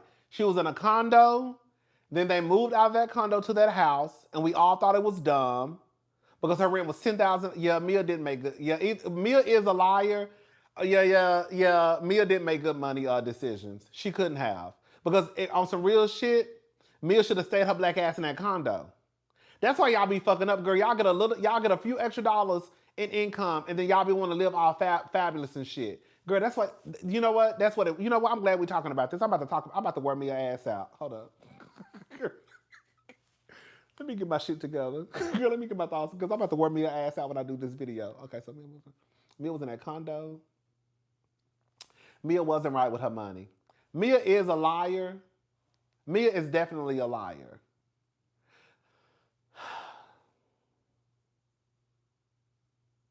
Mia was paying $10,000 a month for that rental property. That's what she said. I can believe it.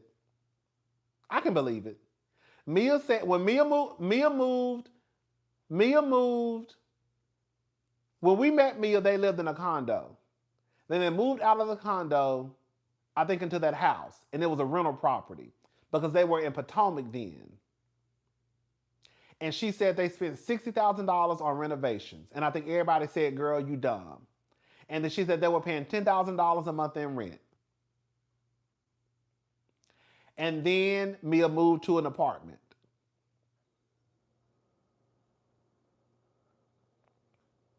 And if we're gonna be honest about it, those girls not making that much money on their second season. They definitely not making nothing their first season. The second season, I don't think the money start rolling in like that until like your third or fourth season, where you could probably see a change in your income. But I don't think those girls make a lot of money. Y'all correct me if I'm wrong though. I don't think they make a lot of money like that their first couple of seasons. So for Mia to even, girl, yeah, Mia wasn't doing right with her money, girl. That's why she over there, girl, with eviction notices.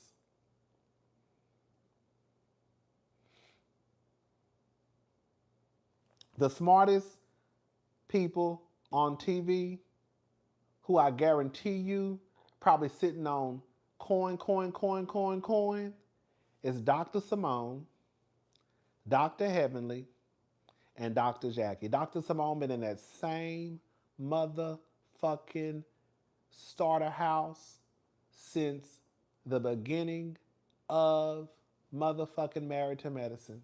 And she ain't moved not one time. I think she bought another house on the other side of town so the kids could be close to school or something. But she been in that same house this entire time. I'm just saying, when I tell you on some real shit, That's how you need to do it? Bitch, get your house, sit your ass down, and stack your motherfucking coin. Girl. Dr. Heavenly been in that same house since before she got on the show. And I think Dr. Heavenly house is paid off. Like the girls be, like it is true. Y'all, not y'all.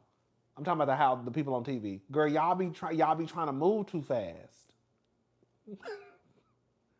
Girl, come on. Toya is the only one. Toya is another one. That's another one. Girl, I don't even think Dr. Simone even did no work to her house. You hear me? Simone got them same cabinets, same flooring, girl, same paint on the wall. Simone said, girl, I'm not on here to try to impress none of y'all hoes. Girl, I got my house. It's more than likely paid off. Girl, fuck what you know. Bitch, I'm stacking my motherfucking coin. Okay? And bitch, we good to go. I remember Simone having money issues at the beginning of Married to Medicine, but I think she had just started her practice or something like that. But I think Simone is okay now. I do. I think Simone is okay. I think Dr. Jack is probably the richest one, but I think Dr. Simone is okay.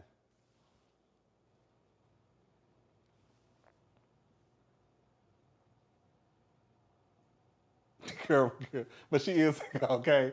But she is taking care of 3 grown men. Though I forgot about y'all. So you so messy. You are so messy. I forgot about that. Damn. She is taking care of 3 grown ass men though. I ain't like I don't like that. Girl, and I forgot. Girl, remember when girl, now y'all being messy. Oh, I forgot about this stuff. Remember when Curtis, girl, went into the church's money? Not Curtis, Cecil. Girl, and he took that money for that app he was trying to do. I think it was like $35,000. I say, motherfuckers love playing with other folks' money. She got 3 sons, baby. It was 25. I know it was a lot.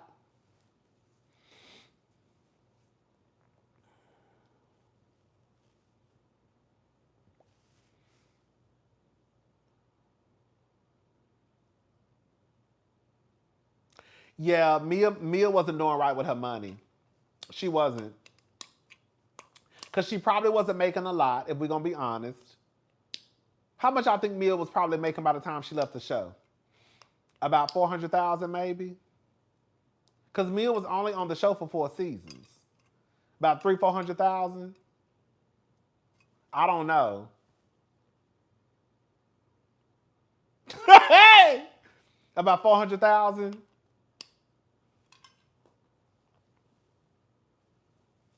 Mia, you fucked up, girl. You should have tried to keep your. That's what I'm like, girl. You done fucked up. Girl, I'm thinking 110. Goddamn. You think she was making 110? Now, she was making more than 110 by the time she left. She was probably making 110 by the second. I ain't gonna say 110 now. I'm gonna give her about $300,000-$400,000. 110, damn. Y'all think she was only making about 100 to 200,000? I feel like she was making more than that. I feel like it was about $300,000 to $400,000. I think it was about $300,000 to $400,000.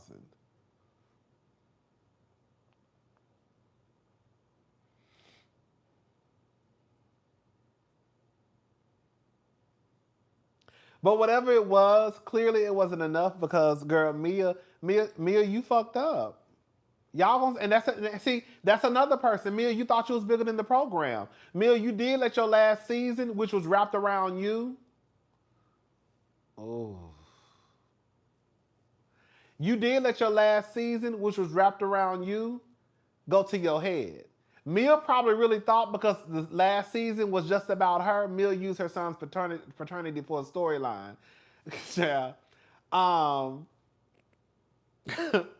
Mia probably thought because the last season was wrapped around her that she was probably going to be all right. And then Mia fucked up and left that reunion. I really think that's what fucked Mia up. And then we gonna, like, girl, you left the reunion, and we gonna be honest, girl, your performance at the reunion was whack as fuck. Your performance was whack. You left the reunion. Then you moved to Atlanta. You tried to get in with the girls on Atlanta. You saw when she moved to Atlanta, she quickly started hanging out with Shamia and Kelly. They didn't want you over there. I don't know. I'm going to read this article and come back down here and talk about this hell for some more. Because I don't know what they said in the article. No, she didn't really talk at the reunion. Mia should have went to that reunion and stood in her shit and told all them, fuck y'all. I said what the fuck I said, I ain't changing nothing, and sat there with her legs crossed. Mia should have... The one thing I did not like about Mia was that Mia did not follow through. Mia was supposed to go to that reunion and be on Gizelle's ass and cuss her ass the fuck out, and whoever else had something to say, and sit there with her legs crossed. But Mia went to the reunion trying to act like a white woman, basically. Mia was supposed to stand in her shit. Even if she thought she was wrong. I'm not gonna let no Gizelle bring me down. You know what? Not really talking about the like, anyways.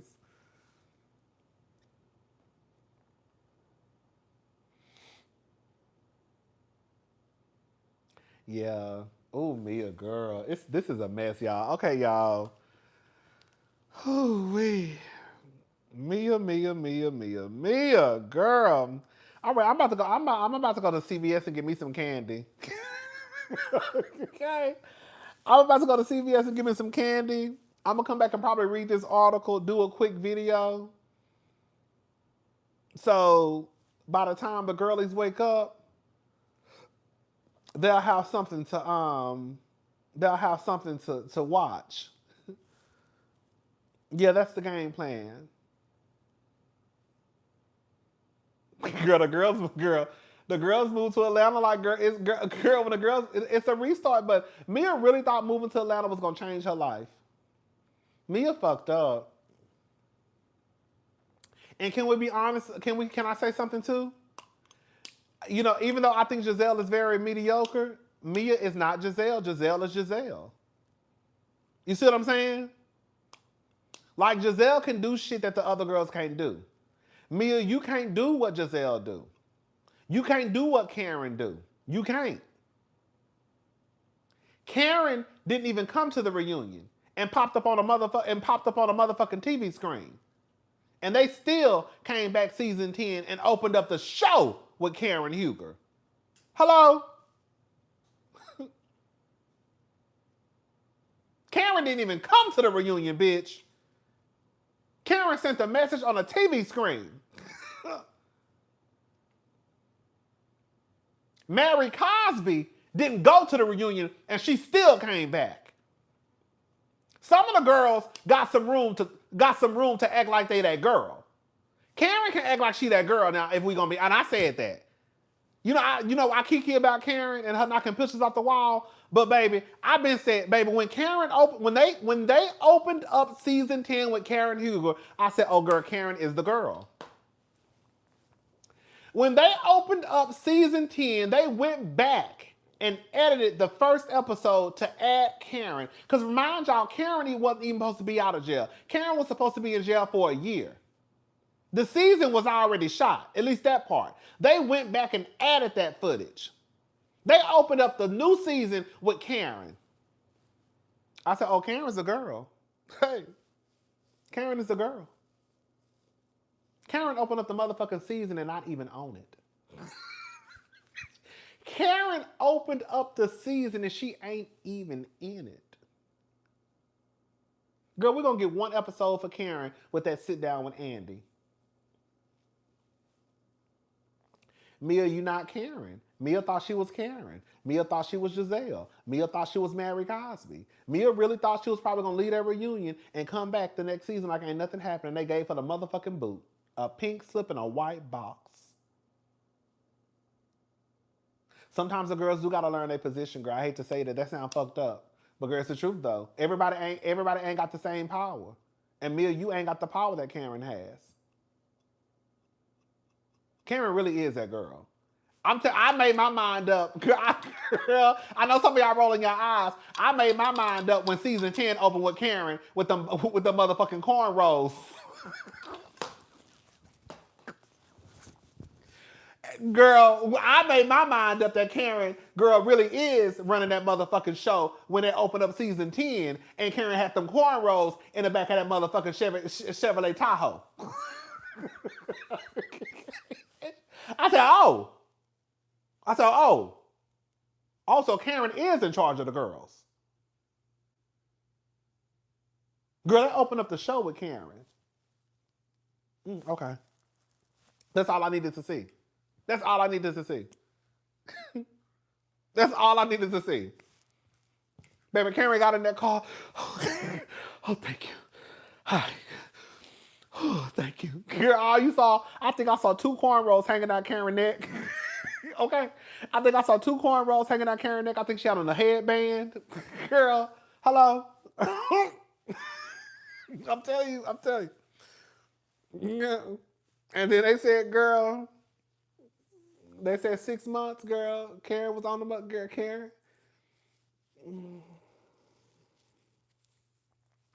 Karen is the girl. Girl, Karen is the girl. Karen is that girl. Mia, you fucked up. You done lost that check. And you needed your check. I mean, we all need our check, girl, because I need all my money. We all need our check, but Mia, you act like you didn't need your check.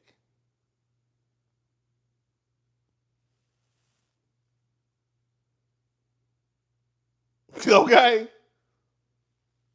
Anyway, shout out to the Grand Dame. That's my girl. Girl, I got a funny way of showing it, but girl, Karen is my girl.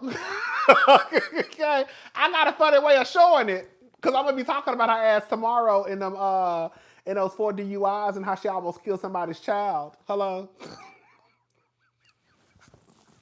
I am. But that's my girl though. I love Karen. That's my girl, baby. That's my girl. Okay.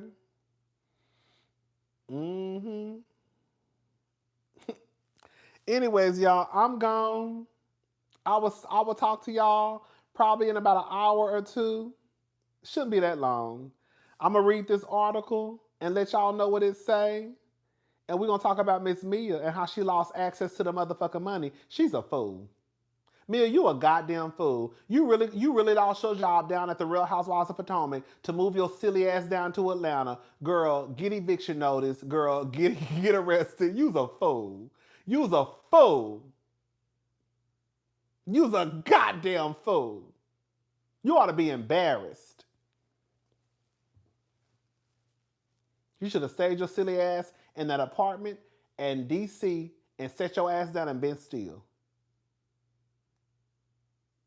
And Mia, you might still be all right.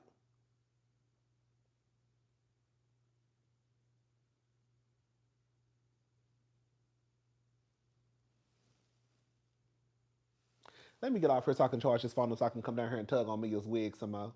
I'm about to tug on her wig. Especially because you have the nerve to be down here talking about Dr. Wendy. That's why I'm really gonna tug on her wig, because you was down here talking about Dr. Wendy. You was talking about Dr. Wendy, and you got eviction notices, girl, and somebody's motherfucking sofa set, girl, in public storage. That's why I'm gonna talk about, girl. Thank you for allowing me my first live cousin. Hi, hey, what's up, girl? We about to go, baby. We've been on here since 9 o'clock. No, 8:25. That's why I'm really gonna talk about you. You over there with a motherfucking girl white note attached to your goddamn door, and you done stole somebody's furniture, but you got a nerve to talk about Dr. Wendy. She done stole a whole motherfucking sofa set. Girl, this sofa set, love seat, couch, and chair. And got the nerve to be online talking about Dr. Wendy. And stole the TV. Girl, they said she stole everything down to the motherfucking remote. That's what they said, girl. I'm telling you what they said. They said thieving ass heifer stole everything, including the remote control. and got the nerve to turn your nose up at anybody. I said, this bitch done stole the remote control. They said she stole everything down to the remote control. That's what they said. I'm telling you what the people said. Now, I wasn't there. I don't know. Okay? Girl, let me get up off of here and leave me alone. We're going to talk about her again. We're going to talk about her ass some more in a little bit. Because I ain't done. Because I know everybody not going to see this. Y'all was here, so y'all already saw it. See, I gotta come back and tug on her wig some more, because everybody not going to see this part of the live. So we're going to make a whole nother video and tug on Mia's wig. We are. All right, y'all, I'm gone. Y'all have a good night. I will see y'all hopefully in probably like an hour or two talking about Mamma Mia. All right, bye, y'all.